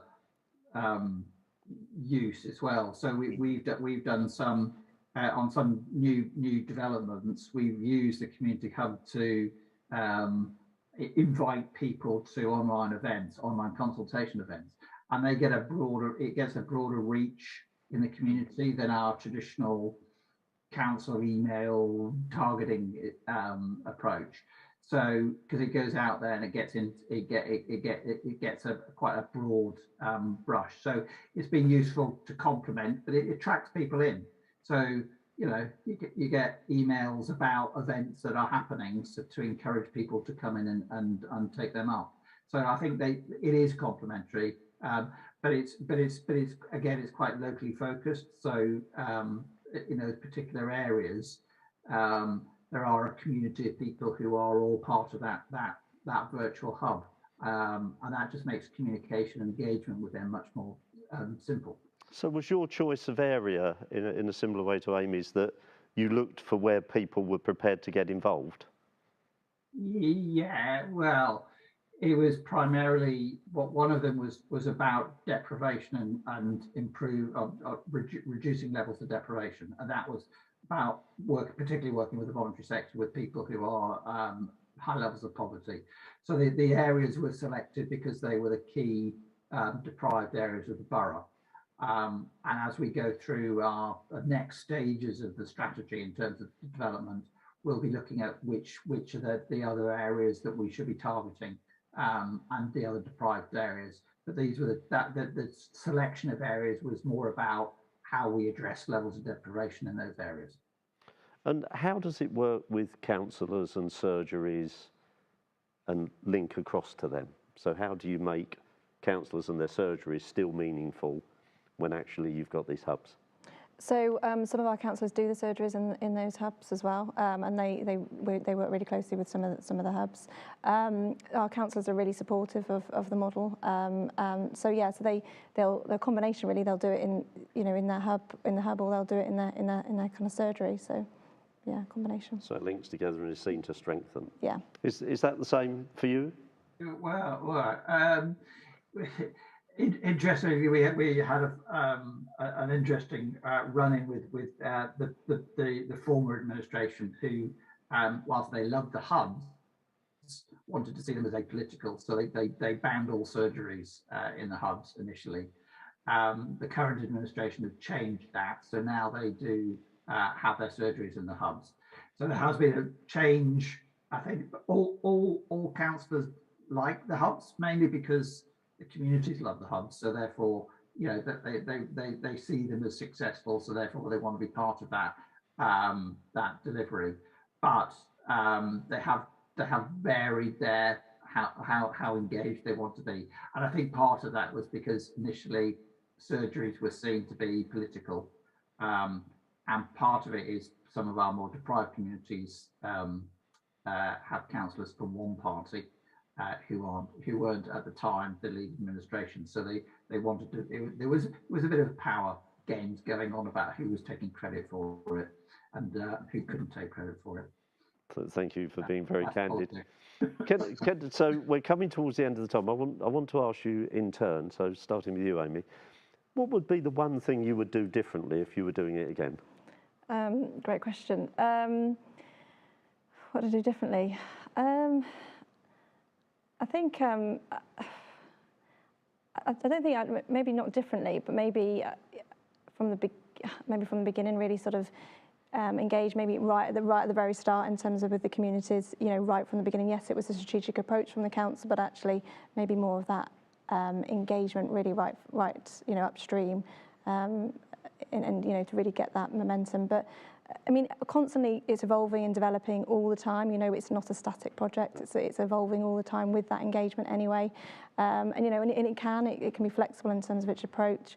And that's the reason, you know, that's why we set it up in the way it has been really. So, but yeah, for me, the key learning is absolutely get the engagement and with the communities as early on as possible. Thank you. Patrick, Charlie, what would you do differently? The one thing. The one thing, don't do it in a pandemic. Okay, a very strong statement.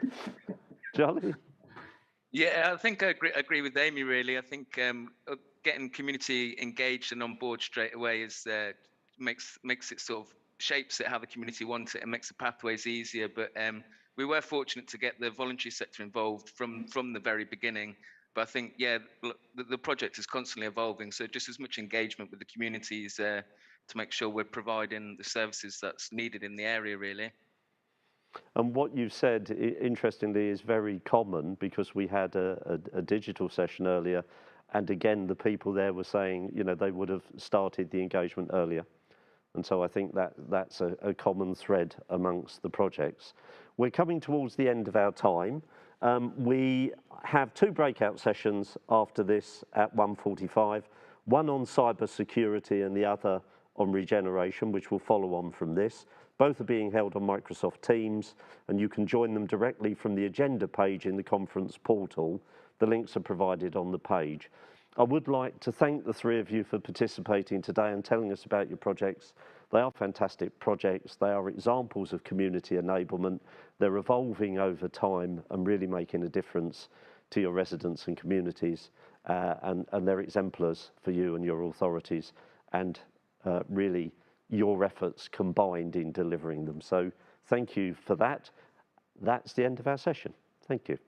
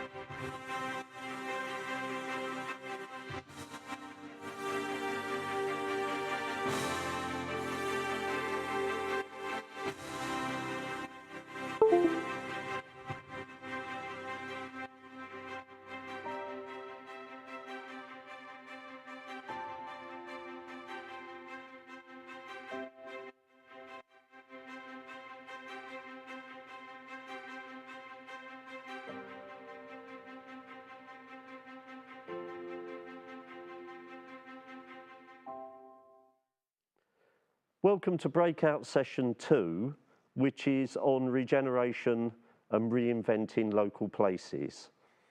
I'm going to give a brief introduction to the session, and then I'm going to ask the key speakers. I have with me Councillor David Tutt, who's the leader of Eastbourne Borough Council. Welcome, David. Thank you. And I have Stuart Garnett, who is a director of Inspired Villages.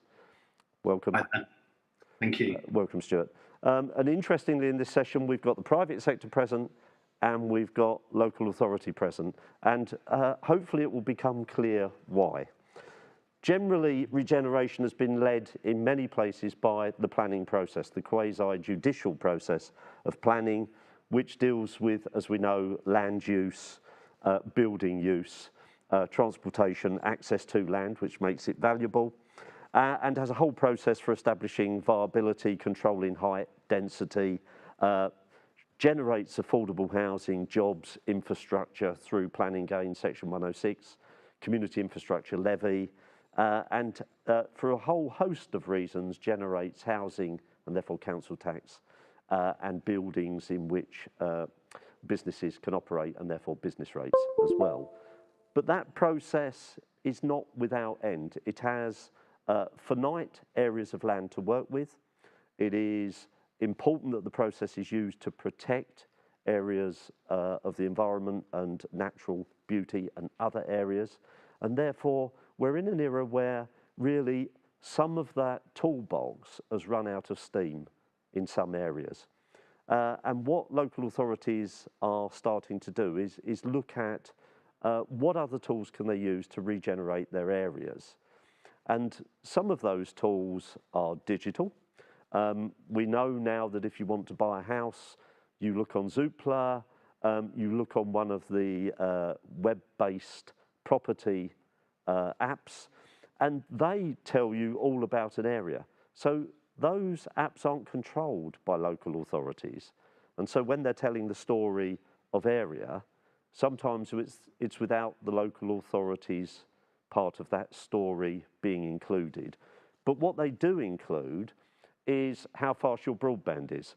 And it shows that people are making some of those selections on how digitally enabled an area is, not just on crime stats, not just on schools anymore. They want to know they've got super fast broadband into their home that facilitates, as appropriate, home working, home education, home leisure.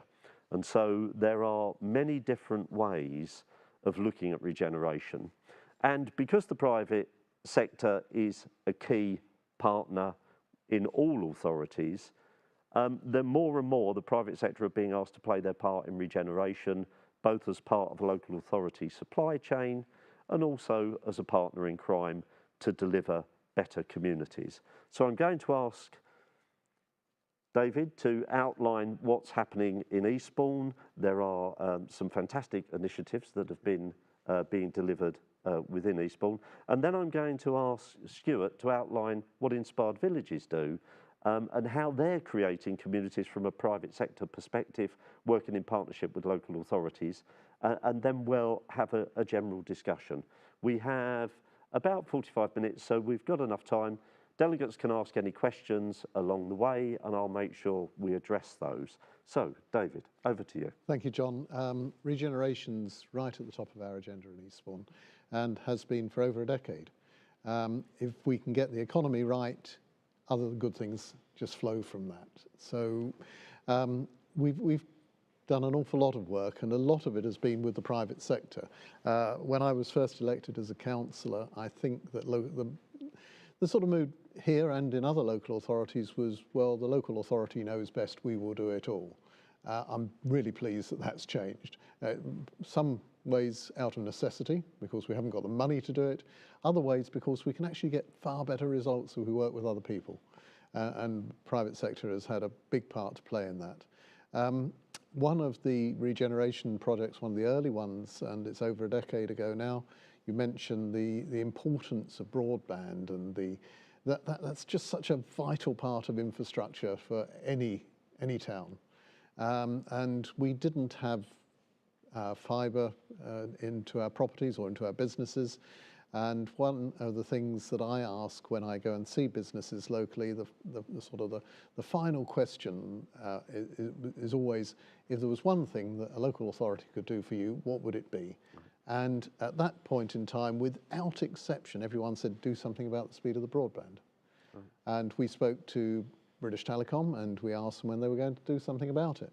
Now, I may be being a little bit cynical, but I think they had a bit of a vested interest because they rented pipes, and though that rental was extortionate in my opinion, and particularly for short distances, but it was the only way to get a really fast service. And they were saying, well, you know, you're on a list and you're down there, and when you get to the top, well, we'll do something. That wasn't good enough for us, so we went to look for another partner, and we found a local a telco who were knowledge rich, didn't have money to invest, and we set up a company with them, a public-private company, so partly owned by the council, partly owned privately, that set up wireless broadband.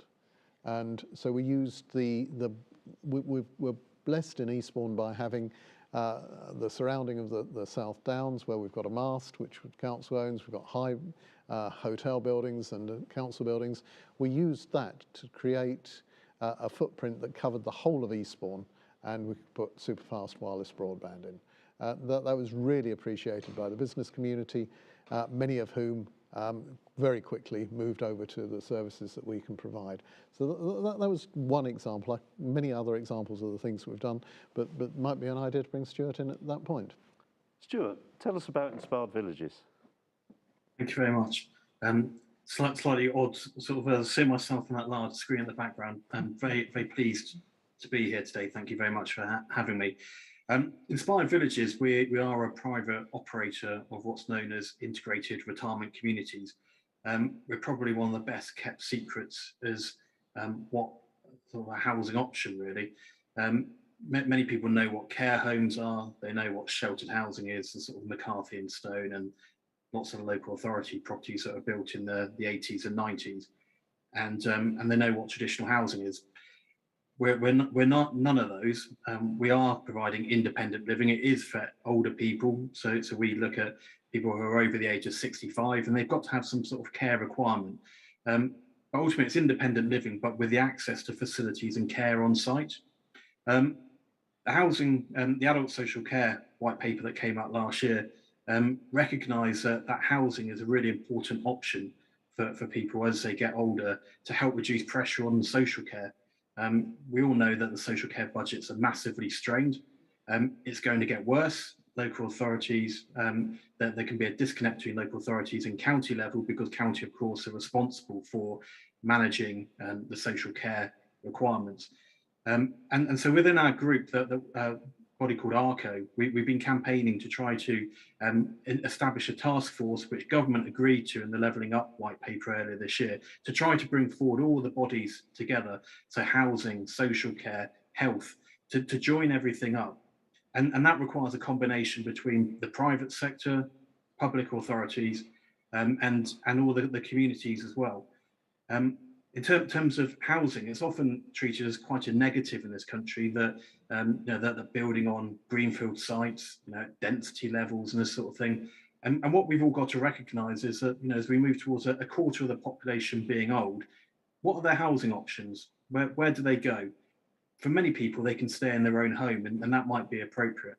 But for too many people, they end up in care homes, and that creates pressures to local authorities and those budgets that I've just mentioned. So what we want to do is to work with the public sector and the private sector to help deliver more of these retirement communities, because it's a long-term investment. Our funders are NatWest Group Pension Fund and Legal and General. So where many people on this call may well have a pension which is managed by Legal and General. And so what they're in for is this long-term investment into communities. And Inspired Villages development would typically generate 30 to 35 jobs directly within the village, a whole range of roles from management, administration, down to gardeners, housekeeping, catering, as well as all the care associations and all the indirect supply chain. What we typically do is look to go into a town location or a village location, might well be on the edge of these locations, because a village that we look to develop has a certain size requirement. But we're not a gated community. We recognise that millions of people in the country who are older, they might be living alone, and isolation and loneliness are massive killers in this country. It has a massive drag on the NHS, has a massive drag on the social care sector. So what we look to do is to run normally hundreds of activities within our villages every single month, whether it's a Tai Chi class or walking group, bridge classes, book clubs, all these sort of things. And we look to the wider community to come in and take part in these activities as well. The better that people's physical health, mental health, all the sort of improvements of balance and these sort of things are massive benefits. So we're not the sole solution to all this, but it does require a collaborative approach, working across sectors, across different departments, and together that there's an opportunity, because this sector has got real potential. We all saw the census data come out in the news a few weeks ago. This is a growing problem, and really from the private sector and the public sector working together to help deliver this. And a final part that I would just like to add, we have a group called Inspired Friendships. We took it over from Age UK down in Kent a few years ago in order to offer a befriending service, because there's hundreds of people in that local community who are lonely and isolated. And what we want to do is to roll this out more widely on a national basis as we deliver more villages, and working with other charitable organisations to help deliver access within the communities. And that might include things like such on the technology side of how people can use PCs and laptops and stuff to get about and order things, through to come into the villages and taking part in activities, have a cup of coffee and cake, etc., to really be part of a community, that we don't just sit alone. It's not some sort of ghetto, and it can really sort of cross different generations and help for many people within all these communities. Thank you. I'm going to turn to you, David. We've been through a pandemic, Brexit, Ukraine war. Now we are facing recession. There's been a massive impact on town centres. How has that affected your town centres? How have you responded to what's happening? Well, again, it's not just down to the local authority, it's down to private enterprise.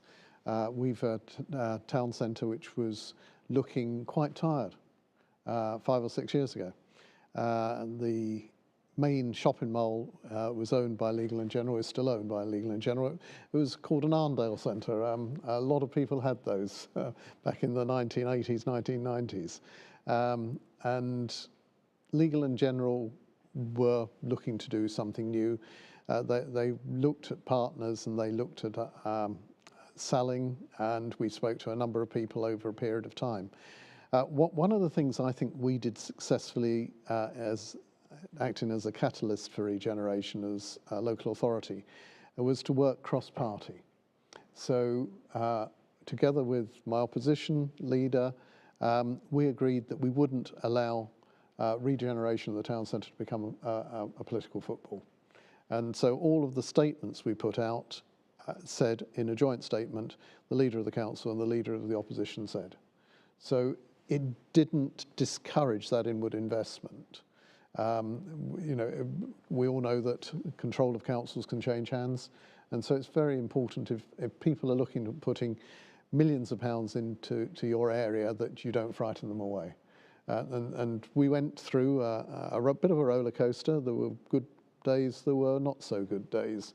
But eventually we got to a stage where, with the cooperation of the county council on highways, with the help of the borough council using their compulsory purchase powers, buying up some of the old and run-down shops next to the Arndale, we managed to get an investment from Legal & General of £85 million to create what is now the Beacon Centre. So it's an extension to the former Arndale, and that inspired the county council to deal with the road layouts. So we've got really good new streetscape there, pedestrianised areas, which encourage people in. Legal & General have since come up with a new concept, which I find really exciting, because you've got to get the footfall into your town centres. And so just a couple of months ago, they opened something called the Foundry. And at ground floor level, the Foundry in Eastbourne is what was an old shop front, but it's got an amphitheatre there with steps, and they let that out and often don't charge community groups to come in and hold events. At the side of it, that they've got pop-up shops, pop-up stands, so that entrepreneurs who are trying to decide whether they've got a product that will sell, instead of having to take out a long-term rental at a high cost, can rent a pop-up stall for a month, a couple of months, and see whether the concept works. Okay. Then as you go up those steps, you come to just a couple more retail units, and beyond that, running across 4 stores, and not obvious from ground floor level, they've got a really good workspace. So you become a member of their club, and that allows you a pass that gets you through the doors. They have hot and cold, not cold, hot coffee and tea permanently available, and sofas and comfortable chairs. So if you're a member of that club, you want to have a meeting with me, you can invite me in and we can have a chat over a coffee. Then there's another set of doors and another pass which takes you through to space that you can rent hot desk space on a daily, weekly, monthly basis. And they've got individual small offices for 2, 4, 6 and 8 people. So they've been renting that out. That's been extremely successful. And so you've got all of those new workers, you've got the new audience for the community events that brings people into the town centre, and they spend their money in the local retailers. So that's been a really good innovation. And I believe that's going out now. Legal & General tell me they've got 6 sites around the country. I think the next one's Poole. And so that'll be the second to open. So really good stuff there. But we've done a lot ourselves. So at the top end of our main thoroughfare between the railway station and the seafront, which is a desire path, people want to go down to the beach and to the sea and to the pier and other attractions. Right at the top end, there were a row of shops, and many towns have suffered from having boarded up shops. That row of shops had flats above, and the company that owned them weren't looking after them. And so they weren't even collecting some of the repair and maintenance monies that were due to them. They went into administration, and so we bought the whole block out of administration. And that has helped in many ways. So we've refurbished all of the shop units, all of the flats. The shops, whereas they were most of them were boarded up, we've now got new, we're branding it Food Street. We've got really good new butcher in there.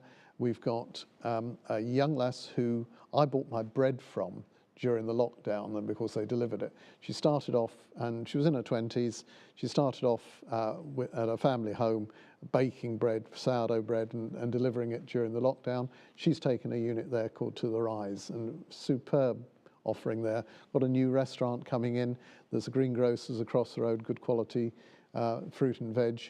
And suddenly, from having boarded up shops, we've now got a waiting list to come into that area, which is just a tremendous turnaround.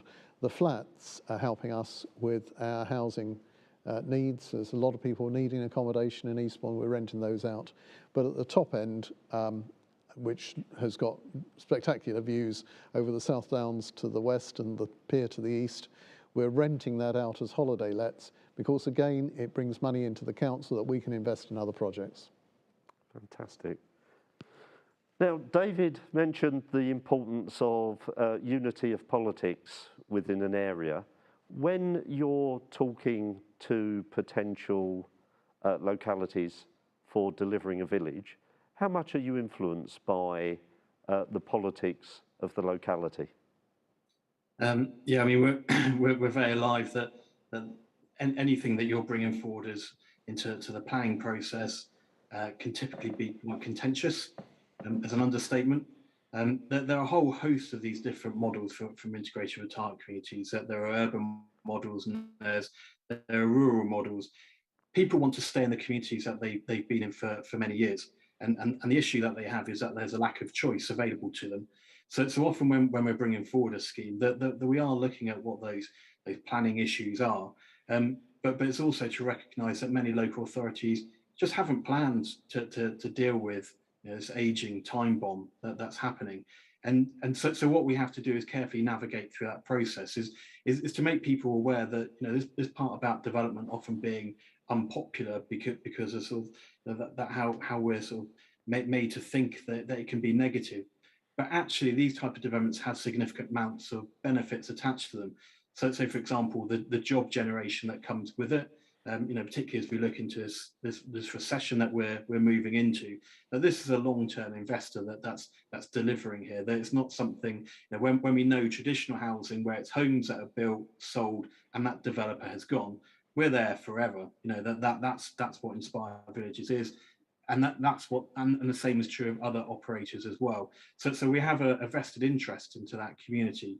So much like the reputation that exists from legal in general, that we want to be there, and what we say we will deliver, we'll stick to it, and we'll do that going forward.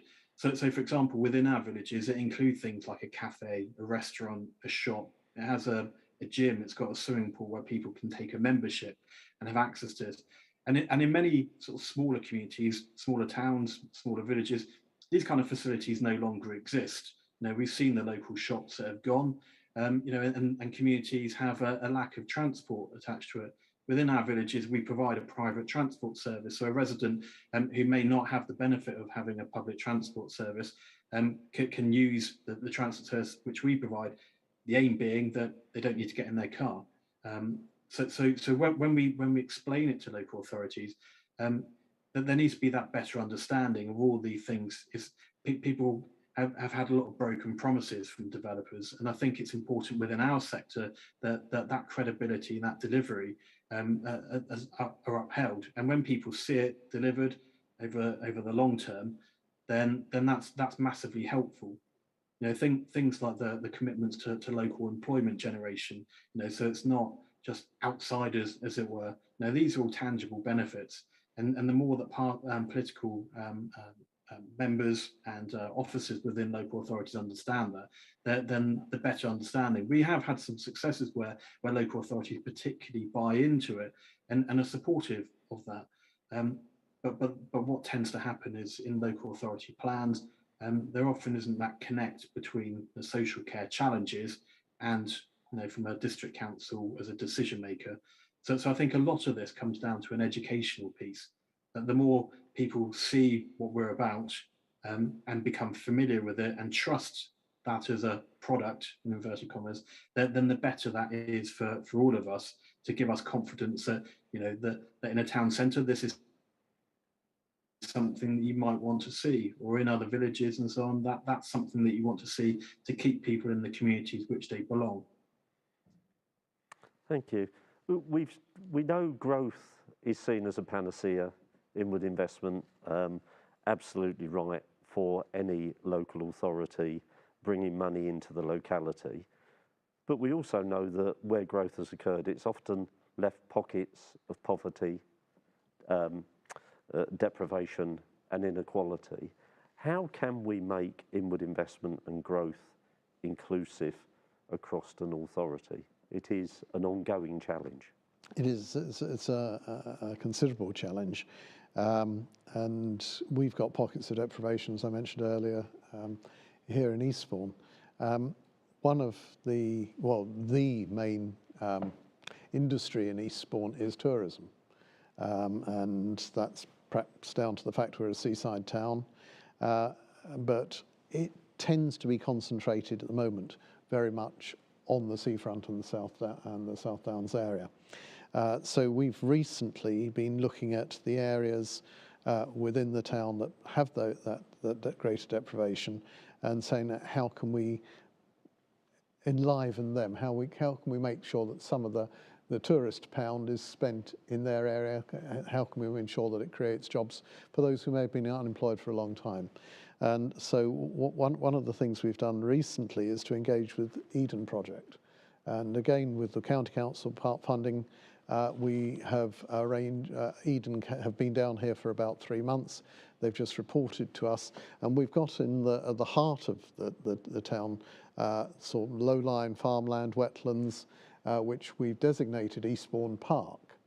And so we've asked Eden to look at that, because that touches right on some of those deprived communities, and it's about bringing the tourist out, creating jobs there, creating the opportunities for the people who live in the town and perhaps very rarely go to the beach or to the downs, because of course they just live within their own neighbourhood, to actually see some of the wonderful biodiversity we've got and the ecological opportunities we've got in Eastbourne. Fantastic. In terms of Inspired Villages, you've talked about job creation, you've talked about a ticking time bomb of age, and that local authorities aren't always prioritising that. How does that time bomb play out over the next 5, 10, 15, 20 years? And what's the answer to it? I think that's the magic question, isn't it? That I think there's started to become a better understanding from government that you cannot keep burying your heads in the sand about this. That there has to be an appropriate response to deal with it. You know, that in terms of the scale of this challenge is so big, it has to be tackled. It's not true to say that, you know, everyone has to, if you're over 65, has to move into a retirement community, because for many people there are resistors to it. But I think what's important is that people understand the whole range of options that are available to them. You know, because many people don't know that this exists. So our model is a private one, but there are affordable operators there as well. So if you can't afford to purchase a property, then there are affordable options. Our residents tend to be self-funders, but again, that's important from the fact that reduces pressure on the care home system, and what you typically find is that it releases equity.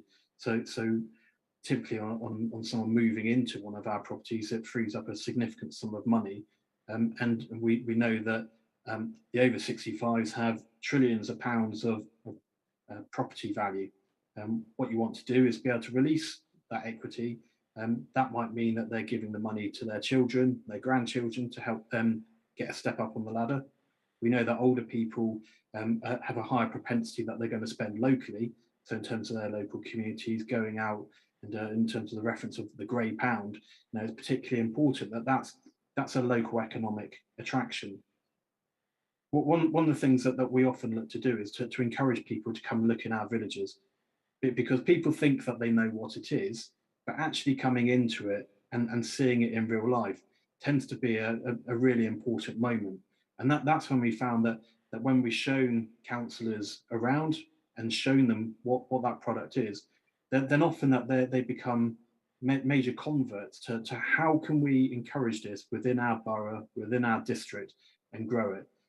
Because at a county level, that they'll typically produce a market position statement which says, you know, that they know from what they have to commission as social care housing, you know, what does that look like? But they forget the fact that, you know, many over 70s, over 75 are homeowners. So what are the options for them? So from us, it's particularly that educational piece. I'd encourage you that wherever you live in around the country, there will be a retirement community near to you. And I would massively encourage you just to go out and take a look at one, and to see and speak to the residents that are within these communities and ask them about their experiences. I have a direct experience. I showed my mum around one of our villages. She's now moved into a retirement village, not one of ours. My mum had lived by herself for about 20 years. You know, she's now having an absolute great time doing what she's doing, running social clubs and so on. This wasn't what my mum used to be like. You know, she's massively bought into the idea of, you know, that there's someone there to help look after you, but you still have that independence. And I think that the more people that come in and take a look at these communities, they'll see the attractions to it, and would definitely want to see more of these around the country to help with this demographic issue that we have. Thank you. Stuart's talked about the importance of money going into the local economy. We know there's academic research around circular economy, donor economics. How does a local authority make that work through its economic development function, through its regeneration function?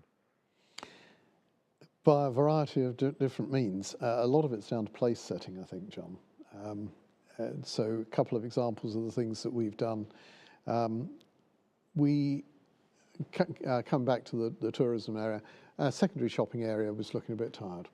There was a former car showrooms which had been taken over by a large payday loan company, and it was the narrowest point between the seafront and the secondary shopping area.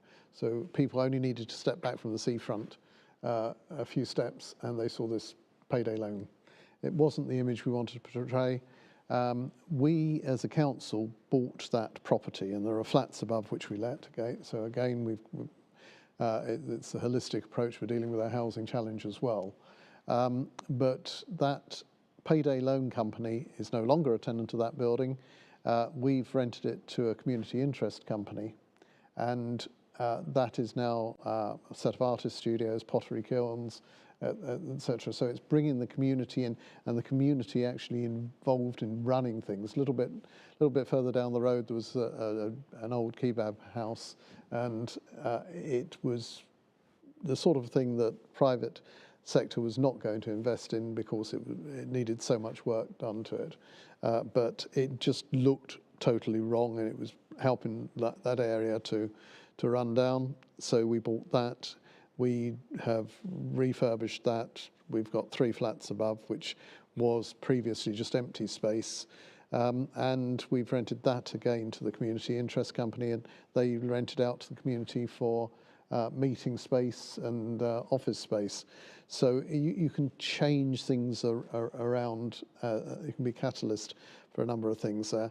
I mean, I'm particularly interested in what Stuart's done. I had the opportunity to speak to Inspired Villages earlier in the year, and we're trying to arrange a visit up to the Lake District so that I can see for myself what they've done. But I think it is something that will become increasingly in demand, Stuart. I knock on a lot of doors. You'd expect politicians do that. We see it as fun. But I speak to a lot of elderly people, and their first instinct is that they want to stay living independently in their own homes. And with the sort of support that Lifeline and care services can provide, that can happen for a while. But many then need to move on to something else, and Stuart's right that the pressure on adult social care is such that adult social care often can't do everything that's needed, and those people, their health deteriorates to such an extent they find themselves in hospital, and then because there's not somewhere for them to come out to, they find themselves bed blocking, and that crunches up the whole of the national health system. That's one of the great log jams there. So the idea of them living in communities where they've got that additional support sounds fantastic to me. The community concept is something we have with our sheltered housing. For many years, when we open new sheltered housing, we've put in community restaurants. So it's not just about the residents within the sheltered housing unit, but we invite the surrounding community in, and we have events, and they can come in for lunch any day. But what Stuart's got in his product is taking it a step on. So Stuart, plaudits there. How do you ensure that your villages are open and not gated developments? How do they become part of the communities in which they're established?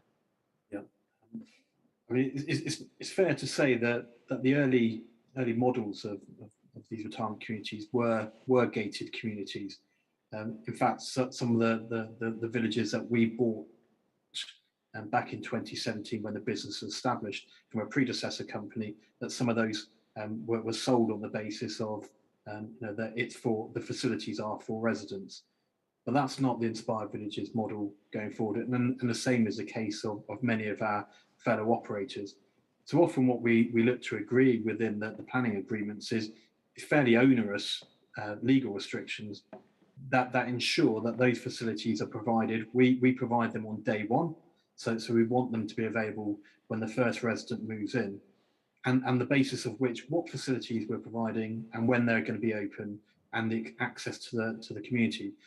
Because again, from that reputational perspective, we don't want to be offering something, you get your planning consent, you build it, you open it, and then you don't let non-residents in, because that's contrary to the spirit of what we're trying to do. So we want people to come in there. We want them to come in and have a coffee. We want them to come in and use the pool and the gym, and take part in all these activities. From a commercial perspective, there's obviously a financial benefit that goes with that. We're not talking massive amounts of money, but it has an important benefit from within our communities, which means that you can enhance the offer. In a village down in Maidstone in Kent, which we opened earlier this year, and we worked with the parish council because it's in Leeds Village near Maidstone. There is no shop in Leeds Village, and we agree with the parish council the kind of items that should be sold in the shop. Because again, it's that from a local community, from these villages where they have lost a lot of their facilities, this is important. In a grand scheme, it'd be nice that we could be looking at things like post offices and this sort of thing, where even if they're open on a temporary basis, once a week, twice a week, because again, for older people who are not our residents in the local community and even our residents, these are fantastic facilities to have access to. Not everyone wants to live in the town centre. If they live in a rural area, they want to stay there. So these things are particularly important. So it's important from a local authority who are the decision makers that they should be ensuring that whichever operator is bringing forward a scheme, get them locked down, ensure these commitments are held up, and then by all means monitor it.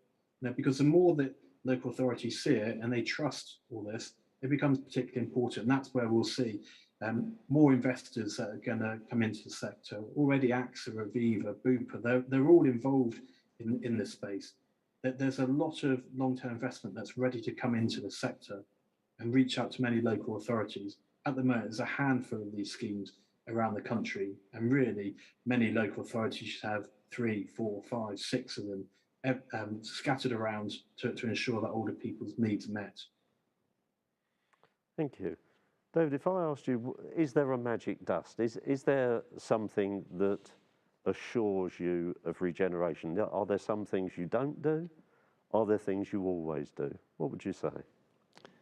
If there was magic dust, I'd have bottled it and started selling it, John. But there are certain rules that we set ourselves that we stick to. And so it's firstly about their corporate plan and the fact that corporate plan, all of the elements of that link together.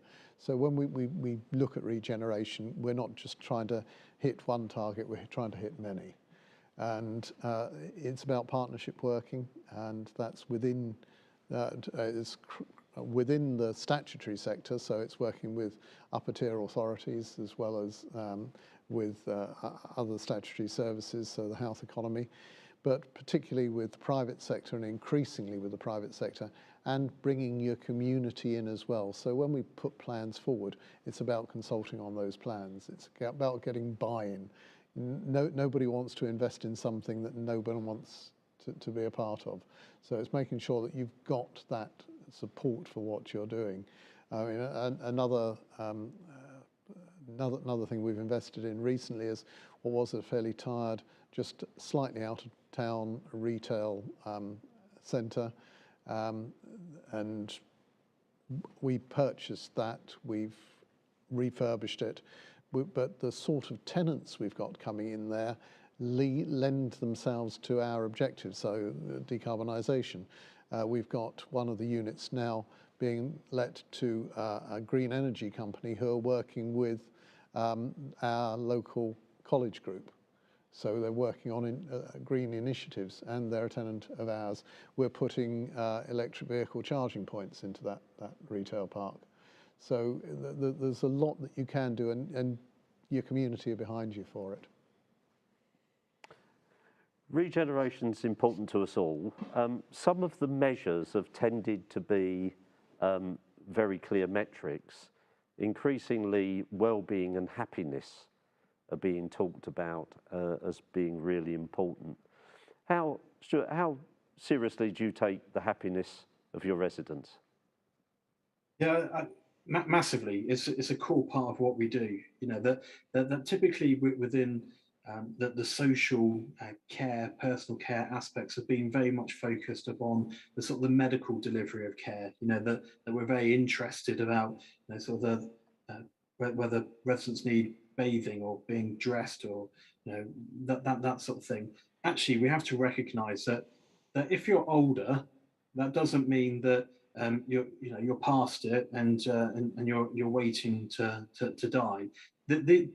Your retirement, your later life should be the most important years of your life. You finish work, you know, you don't have to go to work anymore. This is great. You know, that what you want to do is live those years of your life as best as you possibly can. That's why we run hundreds of activities within the village. So the health and well-being is key. Of course, we recognise that as you get older, there will be increasingly complex health needs.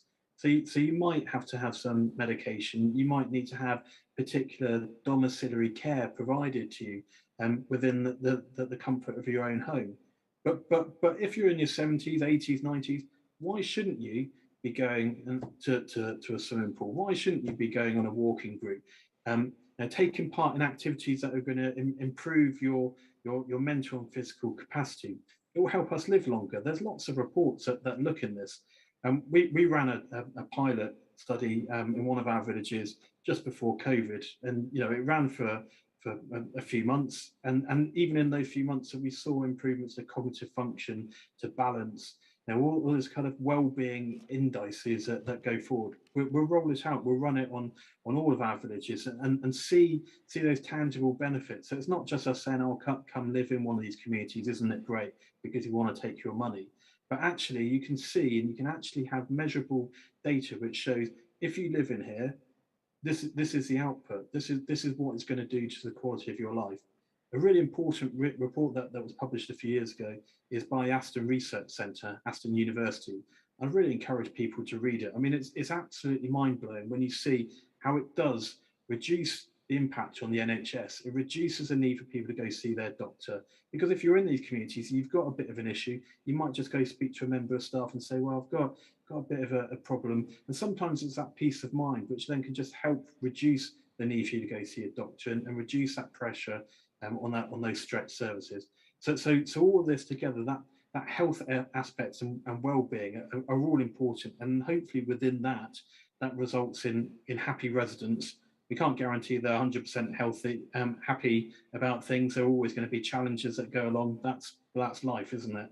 But hopefully we're doing many things well. And David, realistic for a local authority to look towards a happy community? Essential, not realistic. I mean, realistic as well, but essential. And so come back to involving your community and doing things that provide for a tourist town, not just for the tourist, but for the resident community. So we've invested heavily in the building that we're sitting in at the moment. That's helped our conference trade. We've got 2 theatres linked to that, but there are lots of community-run events, and the investment that we have here has helped us, I'm sure, to win accolades such as the Turner Prize, which we'll be hosting next year. And so hope to invite many people down to Eastbourne for that. Fantastic. We've come to the end of our time, so thank you to Stuart and David for your participation. That's it for today. Join us tomorrow as we return with our first segment about the Green Agenda, which is at 10 a.m. This will be live streamed onto the conference portal homepage. I do thank you for your attendance, and thank you to my guest speakers, Stuart and David. Thank you, John. Thank you very much. That's it for today.